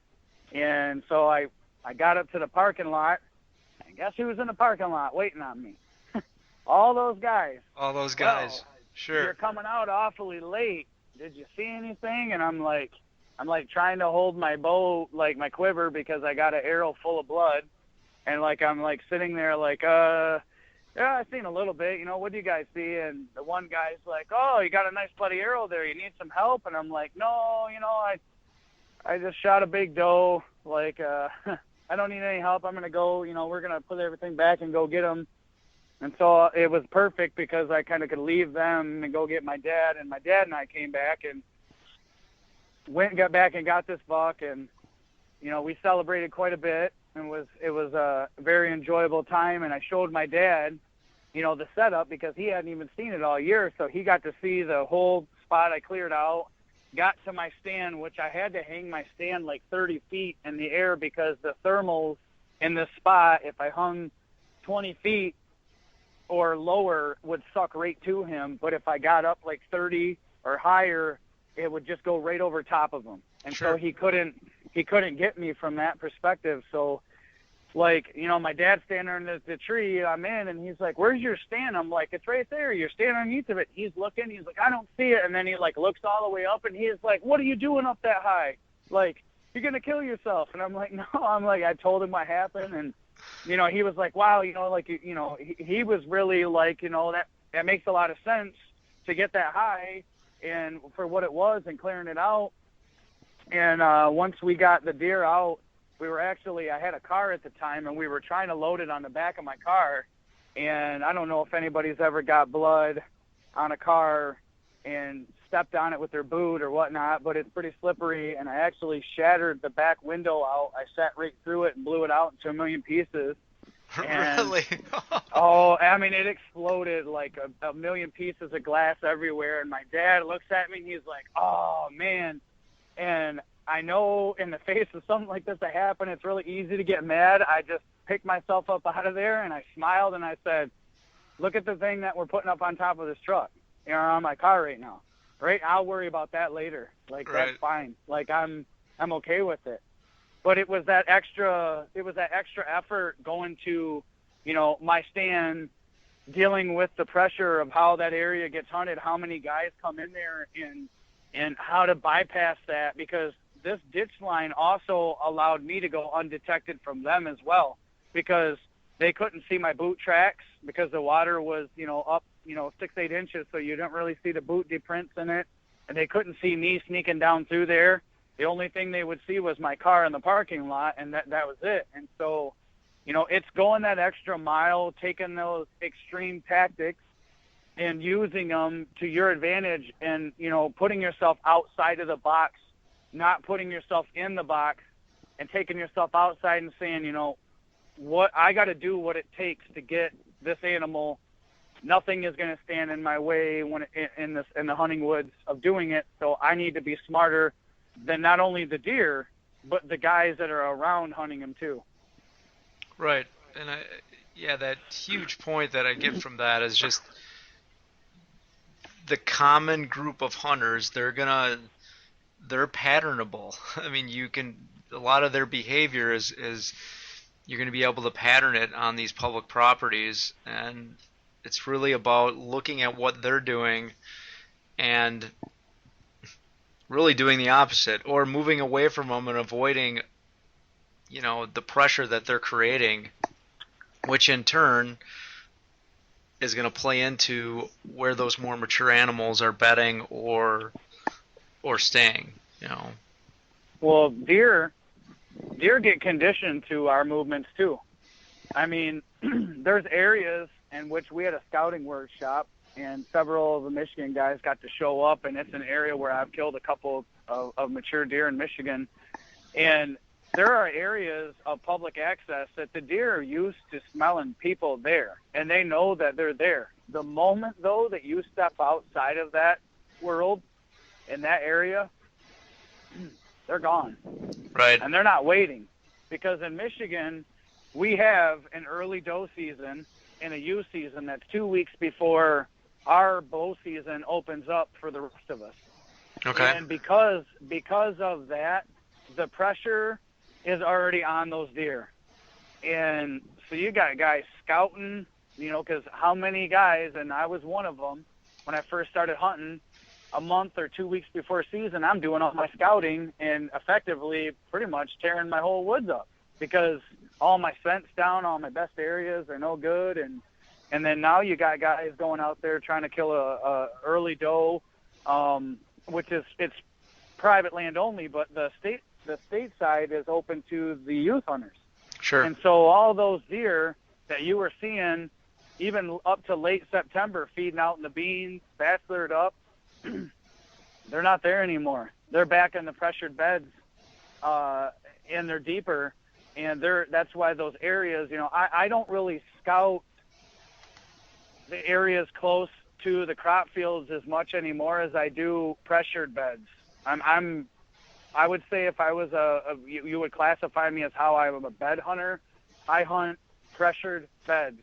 I don't hunt beds that are bedding areas that are so much seasonal up in the front, because that's where all the other guys are hunting. They're all hunting that sign that they saw from early season or that's getting done at nighttime, and they're like flooding those areas. And those deer just they're not getting there in daylight hours to them. Most of the time, they're not even getting to them till 2 a.m. if they come out that way. Right. Yeah, I would agree. I mean, I've seen some of those same examples, and I think the other thing too, you bring up is that a lot of these sits that you make, I mean, when I'm hunting the marshes or the swamps, I mean, there's a lot of times where you don't see deer, especially if you're hunting those pressured beds or those specific areas. Now, if I'm hunting a crop field or a field edge per se, a lot of times I'll see a lot of deer. I'll see a lot of deer traveling to those crop fields. Now, it won't be the deer that I want to see, right? It won't be that mature animal necessarily, but I see a lot of doe, or I'll see a lot of immature bucks that are making their way into those crop fields, and I may see 15, 20 deer in a night. But honestly, over the past... Go ahead. Oh, sorry, Mario. I'd say if you want to harvest a doe over those areas to put meat in the freezer, those are great areas, to go ahead and hunt. But like you said, for a mature buck, it's not there.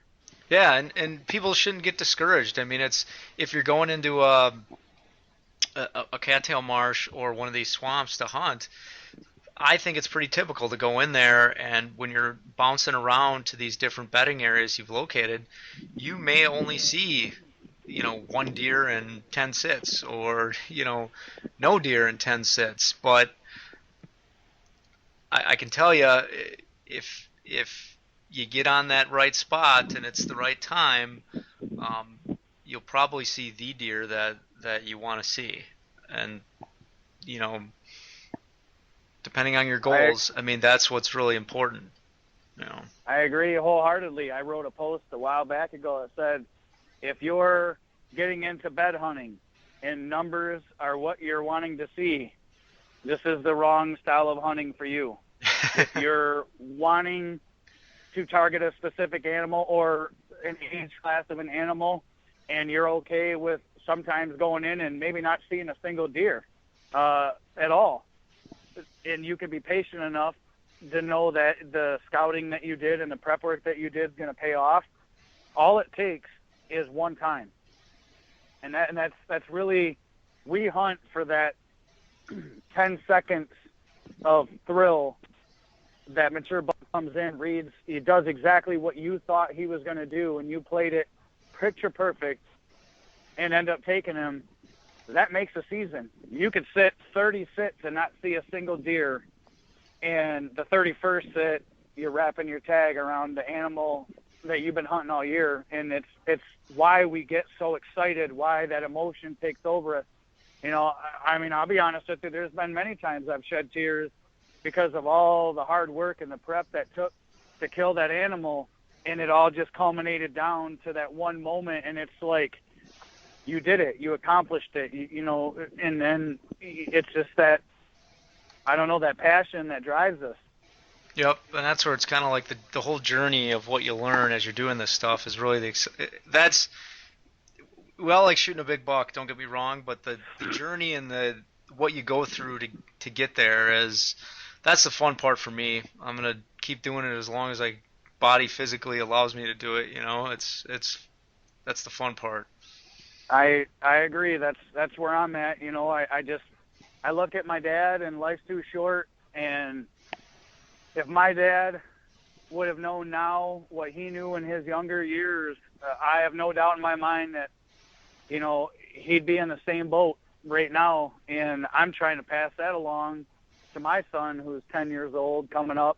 And I take every moment I can with him to explain it. I mean, it's pretty sad, I guess. It's kind of funny and ironic, but it's kind of sad. I talk to my 10-year-old son, and he probably knows more about sign and how to read deer behavior than most even adults I come across in the woods. I mean, him and I go scouting, and he's like, "Oh, that's a bed, Dad." And I'm like, "Yep, that is." And he'll pick a hair out of it and be like, "Yep, there's hair in it." And he'll tell me things that when I was his age, I had no clue. He's light years ahead of where I'm at.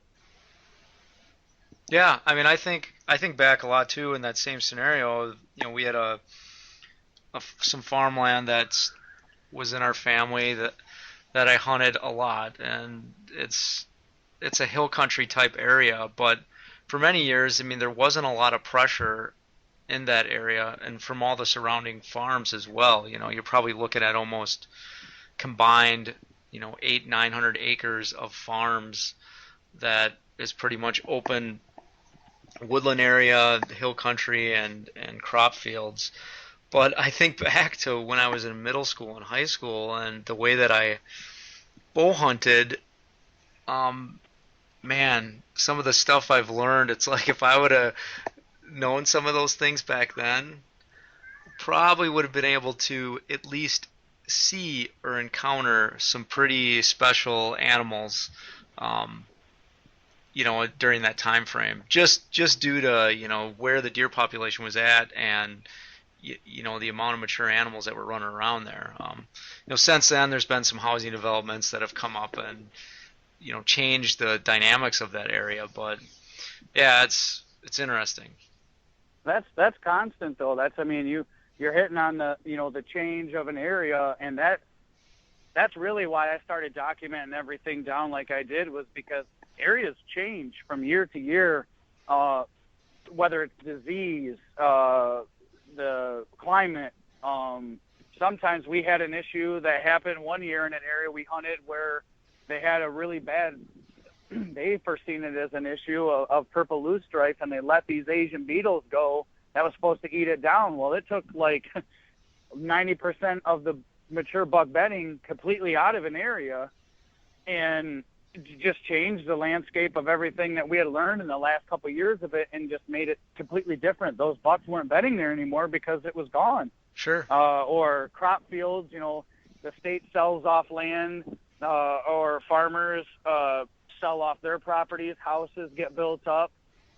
Things change so drastically that if you're not really out there doing your due diligence and looking over the land, you'll those opportunities will pass you by because you're not on top of it. You're not seeing what needs to happen, and you're not changing effectively with the change. And, I see it all the time. Guys are posting on the Beast about, their same spot that they've hunted, and they're trying to refine an area that it's just no good anymore. Like it maybe in time it might get back there, but you're holding yourself back, and you keep hunting the same old, the same styles and same ways, and you're really not hunting anymore. You're more waiting, and you're sitting a spot hoping that a deer passes through there, not actually hunting them to how they live and how they travel and in their bedroom of where they go. I mean, my dad said this years ago, and it's just stuck with me. He said, if you want to see a red Corvette, you can sit down this dirt road and you might see one every 5 years, or you can go sit on I-75 and see 10 in an hour. It's up to you. It's how you want to really do it. And it's those memories now that I'm holding on to, especially with my dad, and knowing that I don't know how many hunting seasons I have left with him. And I commonly am thinking back now, even in my stand, about moments that we had or deer that he was with me when I killed, the conversations that took place on the drags back, because those drags, when you're not coming out till 3 or 4 in the morning, there's a lot of time for conversation between two people to get closer and get to know each other on a man-to-man level, and go as father and son, or friend to friend, or brother to brother. And I value all those conversations and those moments that I had with them. And my greatest moment, I really do, like, I look back at it all the time, was my very first mature buck I ever shot. And you and I talked about this a couple of days ago, but we had scouted this part of land, and my dad had hunted there a few times in his younger years, and then kind of sparsely as he was, going through his hunting progression. And he knew these big bucks were going to be back there based upon what he had saw from years past, but also of reading on the Beast and kind of figuring it out more. And he took me back there to this spot, and it's a huge CRP field, and there's no trees to hunt. I mean, literally there's no trees to hunt at all. And I found a little bit of a rise up. There was like a creek that went through, and there was a little bit of a ledge that lifted up maybe 8 feet. And I sat against the ledge about halfway up and kind of concealed myself with the CRP that was around it.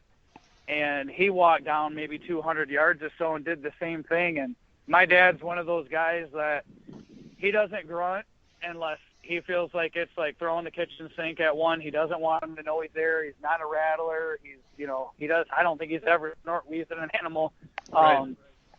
He's not one of those guys. And it's getting like the last hour of daylight, and all of a sudden I hear like a grunt every 2 seconds, like brat, brat, brat, brat. And I'm thinking, he's got to have a good one by him because he doesn't ever do this. So I'm like kind of like chuckling to myself. I can't see him, but I can hear him.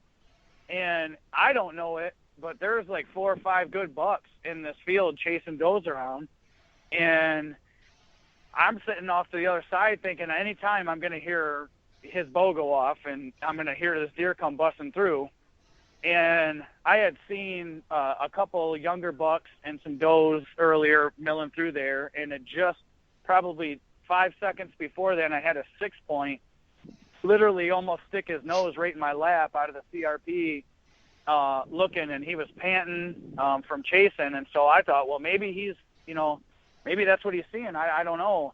And I heard something walking, and I could only see probably 30 yards in front of me where I had like shooting lanes to go. And I seen the back of a deer, and I thought, oh, it's probably that same 6-point. So I grabbed my rangefinder out and I ranged it, and I was like, oh, 30 yards, okay. and it lifted its head up, and immediately I was like, oh, that's not the same deer. That's a shooter. And so I grabbed my bow and locked up, drew on it, and then almost like, I don't know, it was like the perfect moment. He turned and started walking down that creek line and ended up walking like 12 yards in front of me, and I didn't even have to stop him. He stopped perfect, was looking the other way in the field, and I shot him, and he, stoved up like they do when you get a good shot on him. And Sure. I watched him fall over about 50 yards over in the CRP, disappeared, and I seen his feet go over. Well, when this happened, I looked down, and my dad stands up, and he's like running at me like full speed, like flying down at me, and he's like, oh my god, you just shot a monster. And he's like, nobody I've ever seen has shot a buck of this caliber. I didn't even know how big it was when I first shot it. I just knew it was a good buck. And I stand up, and I'm like, got my bow in my hand, and I'm like, can you believe that? Like, really? Like, that just happened? And he's like, we start like chest bumping, and we're all like, excited. And he's like, oh, we should let this deer lay. And I'm like, dude, this deer's dead. He toppled over. Like, you seen his feet go over. Like, he's done. Like, I seen where the arrow hit him. He's not making it. He's like, well, what are we going to do? Because where the creek was actually high. It was like, it rained, and there was probably 6 feet of water inside of it. So it was really deep. And he looks over, and I'm taking off all my clothes and stripping down to my underwear. I'm like, I'm going to get him. So I don't know what you're going to do, but so he strips down, and we're standing in our underwear with no boots on, no shoes, no socks, no nothing, just our underwear in the middle of a field, in the middle of public land, and walking over to this deer, and we're laughing about it because, like, people are probably, if anyone was sitting in a tree stand watching this unfold, they're probably thinking, those two dudes are crazy. Right. Like, those guys are nuts. And we walk up on this deer, and it's a 12-point. He was end up scoring low 130s, but my dad and I both originally thought this deer was probably 150 class because neither one of us had ever seen a deer this big on the ground. It was the biggest buck that anyone had thought, any in our group at all. And he and I drug this deer out. We got my brother, and my brother helped us out. But, I remember getting back to the truck, and him and I are laughing, and we're wet, and, sharing the moment together. And I felt, and I remember telling him, I said, I feel like I've accomplished everything that I've ever set forth. Like, the goal that I set forth to do in hunting was to always kill a big buck. And I felt like I literally looked at him and said, well, what do I do now? Like, I've how could anything ever replace this? I don't see how this could ever be transformed. If I shoot a 1.5-year-old 8-point next year, I know this isn't what I want to do. Like, this isn't me anymore. And I remember him looking at me going, like, hey, calm her down. Like, you just shot a buck of a lifetime on Michigan in public. Like, guys go their whole hunting careers, and you've seen out of 40, 50 guys we know that hunt, none of them had a buck that size on the wall. And he was like, just kind of take a breather and, kind of enjoy the moment because it might never happen again. And that moment actually fueled me to hold out and hold my tags and say, you know what, if I have a tag, I'd rather eat it than shoot something I'm not going to be happy with because that feeling is what I get. And the next year I ended up shooting 2 more. And every year since then, I've shot at least 1 each season.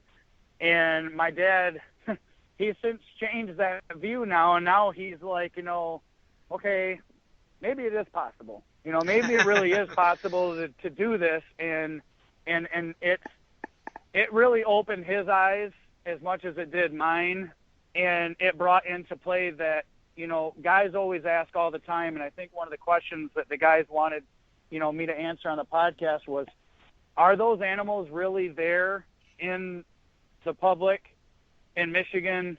Are you hunting just a really good location that has mature bucks? What do you feel like is the biggest factor in that? And for me, it's putting those boots on the ground. They're there. They're there. But you just have to find the locations and spots because, I've got a couple of one bedding area that I've shot 4 or 5 good ones out of. But if you look at all the rest of the ones I've shot out of bed, they're not even close to the same areas. They're completely different areas that I went through with all my notes that I did before, and found those areas and kept going through and noticing the changes and monitoring the pressure that was getting received in gun season. I drive around in gun season because I'm not really a gun hunter, and I go to the parking lots and talk with some of the guys and look and see what's hanging, and they're, what they've got, what they've seen, and that really tells me of certain areas that I might be targeting if a buck has a chance of making it through. So if I've seen a 2.5 or a 3.5-year-old the year before in that area, and I don't see him hanging, and there's a real good chance he made it through the next year, that might be an area worth me targeting and pursuing for the next year. And Yep. that's really, that's where, like you asked me, how much time do you put into it? It's hours. It really is. It's hours upon hours. And it's tactic on tactic, stacking every bit of information that I can into putting myself in a position to wrap a tag around an animal that I'm after. Yeah, and I think, that's a key thing. Guys coming up and learning this, I think almost anyone could do this. It's really a derivative of what you are willing to learn, open your mind to, and then the amount of time that you want to put towards it and setting your goals. Obviously, there's going to be areas that are better than others, but you can go and seek those unsought after areas or those high pressured areas, and with doing your homework, make them into little gold mines. And I think the other thing too is being flexible, finding multiple areas that you can find and go hunt. You brought up Bucky and some of the other guys that I've interviewed to do this, and they all have multiple spots that they can transition to and spots that they're collecting data on. So they have those options, and they allow themselves those options to move around and try different areas. Yeah, that's those to me were the real, like, my dad was the teacher and got me started in anything, and he's taught me a ton.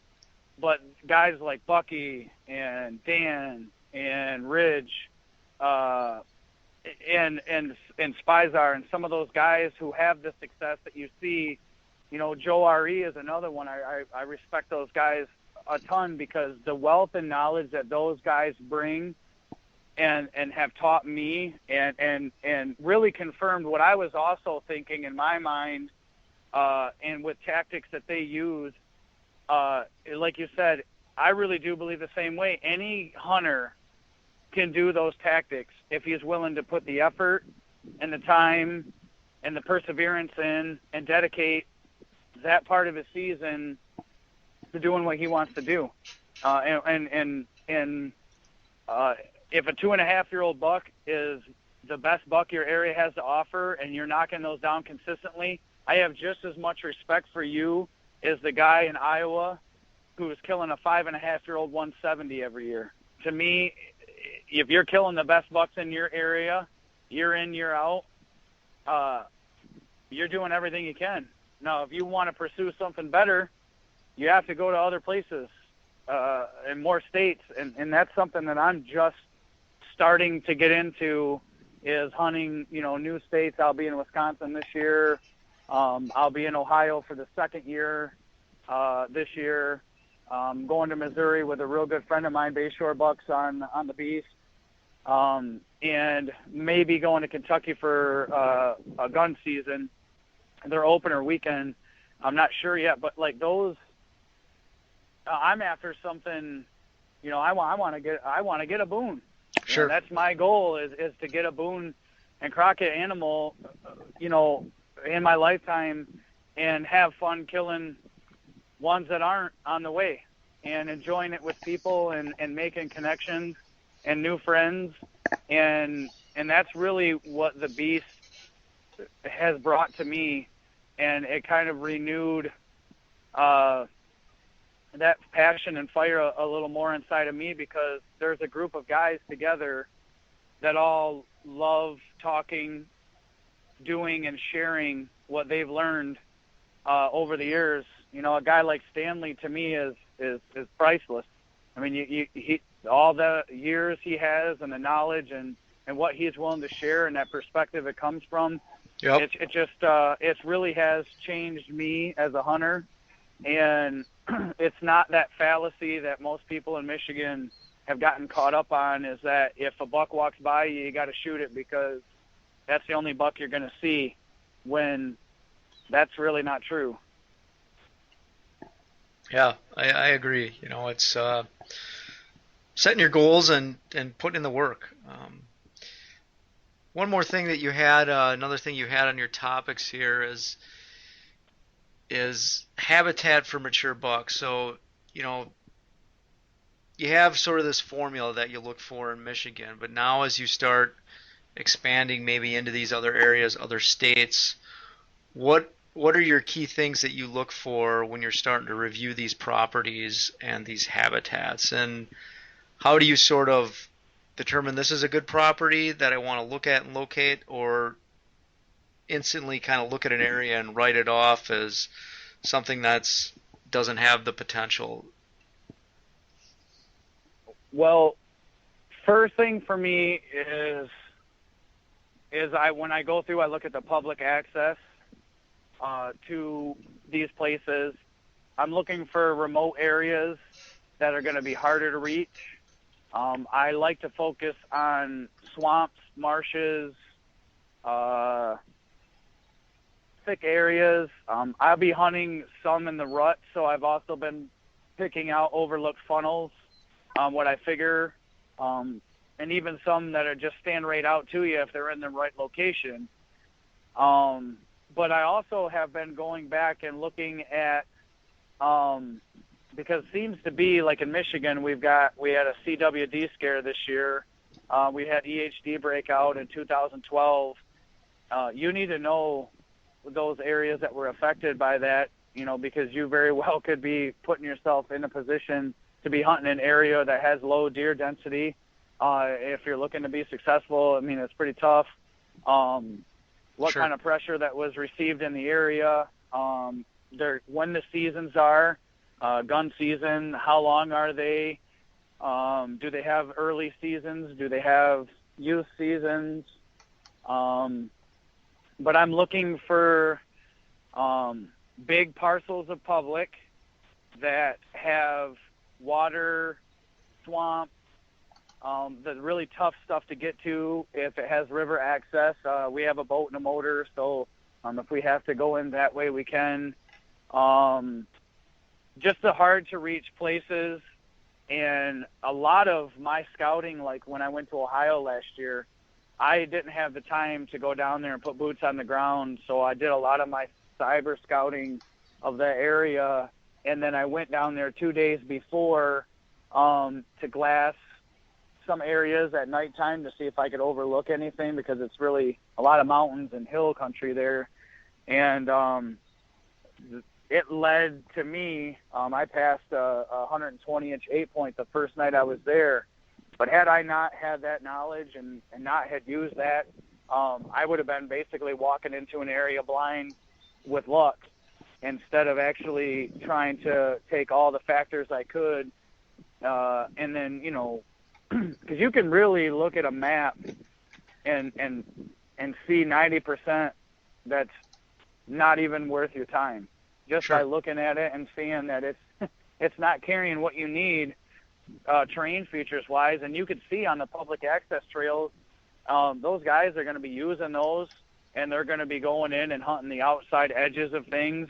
And a lot of times, you know, we talk about transition lines big time, you know, on the beast. And in Michigan, that's where most of the hunters are hunting, is the transition line. They're walking back or going into the woods, and they're stopping right where the cattails meet, or right where the red brush starts, or wherever else. And those deer, that would be normally bedded on those edges are going back further inside, and those guys are almost scared. It don't matter if there's a little bit of water. They don't want to go back in there. They don't want to go through the hassle of getting wet or and the marsh can scare people sometimes. They get lost. They don't know where they're at. And so I can almost bank on those pieces being heavily pressured, where I'm looking at almost like a second transition to where the woods and the red brush start. Maybe there's another transition between the red brush and the cattails. And that's where I start looking, and that's where I'm finding a lot of my really, really good beds or overlooked clumps of red brush that are in the middle of the cattails that guys will look at from afar and say, yeah, that's probably holding deer, but they won't go in there to go after them or, pursue it even more. And so when I look out of state and some of the areas I'm looking at, that's what I'm looking at. I'm looking at how are these guys getting in there? If there's a parking lot 200 yards away from a swamp that looks like it's getting a ton of pressure on it, I'll mark it up where I think the bucks might be bedded. But when I go in there, boots on the ground, I'm going to be expecting to see wrappers on the ground, tree stand sign, sawed off branches, that kind of thing. And whenever I see that, I pretty much say, yes, I could spend some time in here and I might be able to pull a good buck off, but my odds are if I keep searching and go farther back, I'm going to find better sign, and I'm going to find the kind of sign that I'm looking for that's conducive to what I'm after. And a lot of times that's exactly what I find. I go along the back side of that where it's a little harder to get to or a lot longer of a walk, and all of a sudden, there it is, exactly where I thought it was going to be. And, we did that in our Michigan workshop. We found some beds, and there were rubs in the beds off a public access trail that goes through there. And Dan and I kind of, were talking back and forth about it. Well, I went back in there after the workshop with my dad and went on the back side of it and found overlooked area that was absolutely shredded. And of a buck that's at least 3.5 years old last year was in there doing it. And probably the buck that we found that left the signpost rub on this big conifer that we've seen, where most guys are going to set up on because they're going to see that big rub and go, oh my gosh, I got to sit here. And that's all nighttime activity. But I think from my perspective, I really feel like I got him narrowed down now. I found his beds. We found an access trail to get in there, and it was all off of looking at how other people see the land. Like you literally got to almost try to remember what it was like, how you hunted it before you knew beast tactics. Sure. And that's really what it boils down to. Like, it's good to remember that and say, how would I have hunted this area before I would have hunted the beast? And you can almost implicate rut tactics as opening day tactics for a lot of guys. And based upon that, you can pretty much almost pick them out right then and there. Like, oh, yep, you're going to be here, here, here, here, here, and here. And this spot over here is going to get, less pressure. You still might get a guy or two there, but a guy or two is a lot different than 25 or 30 guys. It makes a big difference. Yep, and I think, that's a really good point about the very obvious signs that's close to easy access is probably where you're going to find most hunters, because a lot of people don't like to cross water and they don't like to walk that far. That's what I've found. Well, do you like carrying those deer out of there? I don't. I particularly don't enjoy doing that, but it's still what you do. Yeah, it's what you do. I mean, right? The 3-hour drag from 2.5 miles back isn't always. It's a fun workout, but it isn't the ideal situation. But yeah, so people can be patterned with that. Yeah, we call that trudging where we're from, because you're not happy about it, and you probably said 3 or 4 times on the way up there, like, why do I do this? Like, why am I doing this to myself? And then you look back at the buck you're dragging, and you're like, this is exactly why I'm doing it. Yeah, I think I recall last year when I kept adjusting the straps on the sled when Dan and I were pulling my buck out, and I think he finally looked at me and said, "It's a mature animal. It weighs over 200 pounds. No matter how you adjust those straps, it's not going to get any lighter." Yeah, and then it hits you for a minute, and you're like, yeah, you're right. Yeah, you're right. Like, Guess we just get back to pulling. we had a buck one time that I shot back in 2010. This deer was a monster. He had a good rack on him. He was a 10-point, scored 142. But the body on this deer was probably one of the biggest bodied animals I've ever taken, I've ever seen. I can only think of a couple that would have been bigger that I know of. And there was 4 of us that were dragging this deer out. And I can't begin to tell you the tempers that flared. We're dragging this deer out, and the guys bickering back and forth, and Right. One guy's moving up to the head to pull, one guy's moving back to the feet to pull, and your side's lighter than mine. And I mean, it was a bear. And at one point we all just kind of stopped, took a break, and started laughing because, I mean, dude, it's a big animal. You're not getting this guy out of here with ease. Like, it's like, oh my God, like, you know, we even used a cart. That was a bad thing. We used a cart, and my cousin was up in the front, and this deer had 4 10-inch tines, and it kept sticking him in the rear, and they're pretty pointy. Oh, sure. And, he was so mad. He was just so mad, like, the whole time. He's like, you guys get up here and do this. Like, I want to be in the back now. But it's, you know, like I said, it's a love-hate thing. My dad loves it when I call him up, but, you know, and on the way back there where we're laughing, having a good time, and, you know, it's a lot easier walking when you don't have a bow and your gear on you. But, man, when you get there and the work's got to be done, you're like, oh, man, like you're not looking forward to what it's going to take, and you dream of what it's going to be like to sit down in the seat when he's already loaded and there. You're like, oh, finally, he's done. Yep. It always makes for good stories. Like Dan called me back once to help him drag out one of his deer on the public, and we had it was like an hour plus drag with the sled, and then we got to a certain point where we could use his cart, and I'll never forget it because we got within where I could visually see where the parking lot was, because we got onto the main trail, and we had to go over one more log with the cart, and we get over this log and the wheel falls off the cart. So literally the last 60 yards we had to drag just straight up because the cart fell off, the wheel fell off the cart. And I'm like, I was thinking, it's like 2:30 in the morning. I'm thinking, really, the wheel had to fall off right at this point? But yeah, it makes for a good memory. Well, it's the funniest thing I always have enjoyed about the drags out is some of the best stories have always come when the drag out, or like once the deer's killed, you get with your partner or your dad or your brother or whoever it is, and it's deciding how you're going to get the deer out. What we're going to do it this way. I drug one out one time with a garbage can with wheels. We put it in the garbage can and wheeled it out, and I'll tell you, I don't know what I was thinking when I thought that, because it was a bear. It was one of those big, huge ones with the lids on it. Sure. It did the job, but I think it was probably harder doing it that way than it was if we just would have drug him out. Right. But I was worried about his hide being all tore up from dragging him, Sure. And that was kind of one of those things. He was a mounter, so.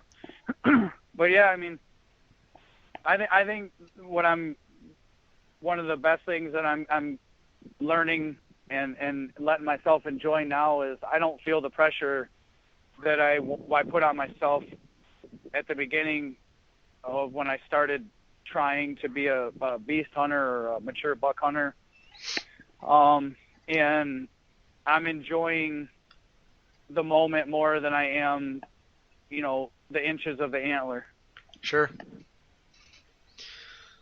So with that, I think one of the last topics you had on here was just what are you looking forward to for the upcoming season, 2016 and 17?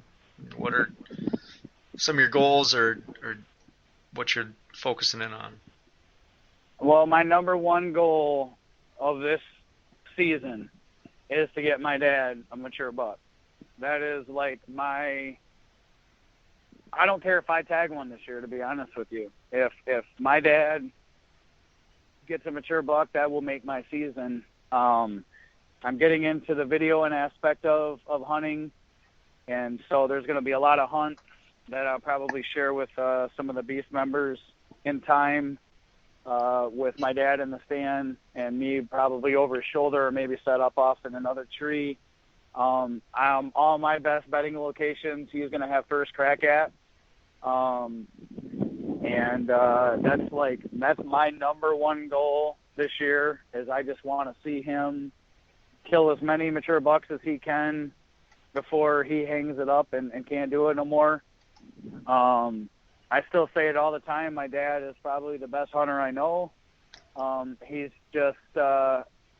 done well in Michigan, but he doesn't have too many bucks on the wall that are what we consider to be mature. And so my biggest thing for him this year is I want to see him shoot one. That just puts him in that universal category like I've been fortunate enough to have the last few years. There's one buck in particular that some of the Beast guys are familiar with. I stuck him in the shoulder last year, messed up a shot, and he's going to be 5.5 this year. He was 140s last year. I do believe that he made it through with some of the tracks I've seen in the area when I went in and scouted. Did not find a deadhead or him, and that is the buck that I want my dad to kill so bad. Because I can't imagine what he's going to be this year. I don't know if the injury could have made him, stay the same, maybe smaller, or if he does end up getting bigger. I'm not sure. But that's the number one target bust on the hit list this year.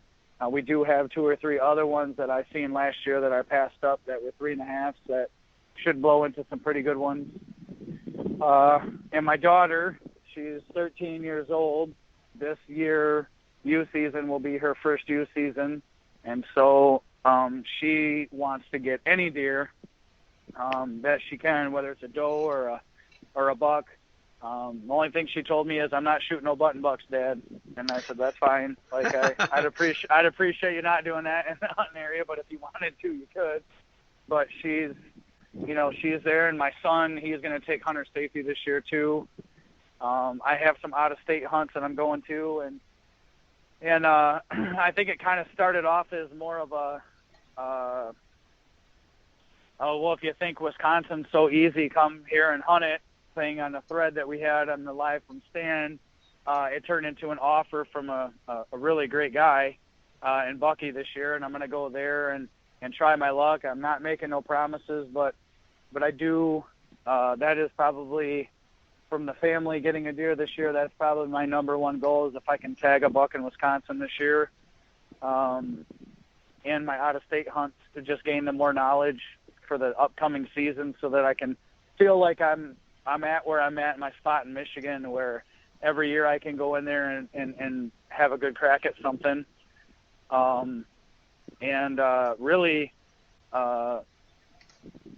keeping on the beast and helping some of the younger guys and newer guys coming up and along and answering any questions I can. And if I can help in any way, I'm not the best hunter on that website by no means. But when it comes to Michigan and hunting public pressured whitetails, I do have a little bit of knowledge that if I can help in any way, I will. And that's really my main focuses of this coming season, and doing. Nice. Sounds good, man. I wish you the best of luck getting that buck for your dad. That'd be a special moment to share with them. That'll be my lifetime achievement, to be honest with you. I want to see him shoot a Pope and Young animal. That's really what it boils down to. I talk about it all the time on the Beast, but my dad has given me so much. I mean, he took me when I was 5 years old in his waders fishing, carried me in the swamp when I was with him tagging along, and he always made me a part of his world, and that's where we really connect on. And if I can pay back in any way, shape, or form, this is it for me. I'd say when I was a younger hunter with him, there were times where I was pretty selfish. Probably took the best spots. Probably overhunted the best spots. And as my dad, it might have bothered him, but he still did it because I was his son. And now, I've got the opportunity and chance to pay him back. And hopefully that's going to translate into, seeing a nice kill thread photo this year with me and him in it. That means more to me than anything else. Any of the bucks I got on my wall, and it hasn't even happened yet. And, that's all I'm focused on. Sure. Good. Well, is there anything else you want to share with the listeners? I mean, we've covered a pretty broad range of topics, from sample story hunts, beast style, to setups, to observation stands, hunting pressured property, mistakes made along the way. Anything else you want to cover? No, I mean, I just want to say I'm really appreciative that you and Dan do this for the Beast, and for everybody on there, and your guys' contributions, and the dedication level that it takes to do this is amazing. And I, for one, just want to tell you how much I appreciate it and thank you for doing it. And I hope you guys keep doing it, and I hope we keep getting hunters on the Beast that have something to offer, willing to do it, and share it with all the other guys.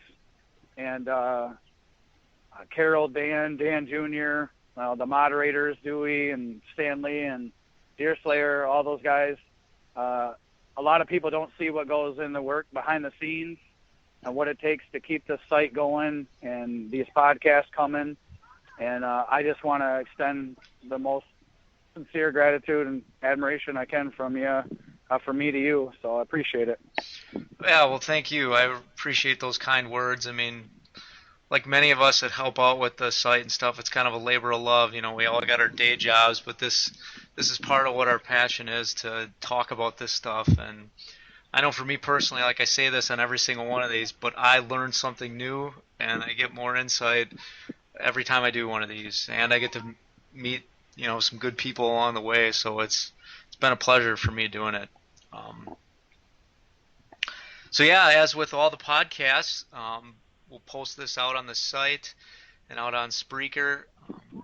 You're more than welcome to ask or give any comments or questions to Jason on the blog, and I'm sure he'll be more than happy to answer your questions and discuss any of these tactics or stories that he went over. And with that, thank you for your time, and we'll talk to you on the next one. Yeah, you too, Mario.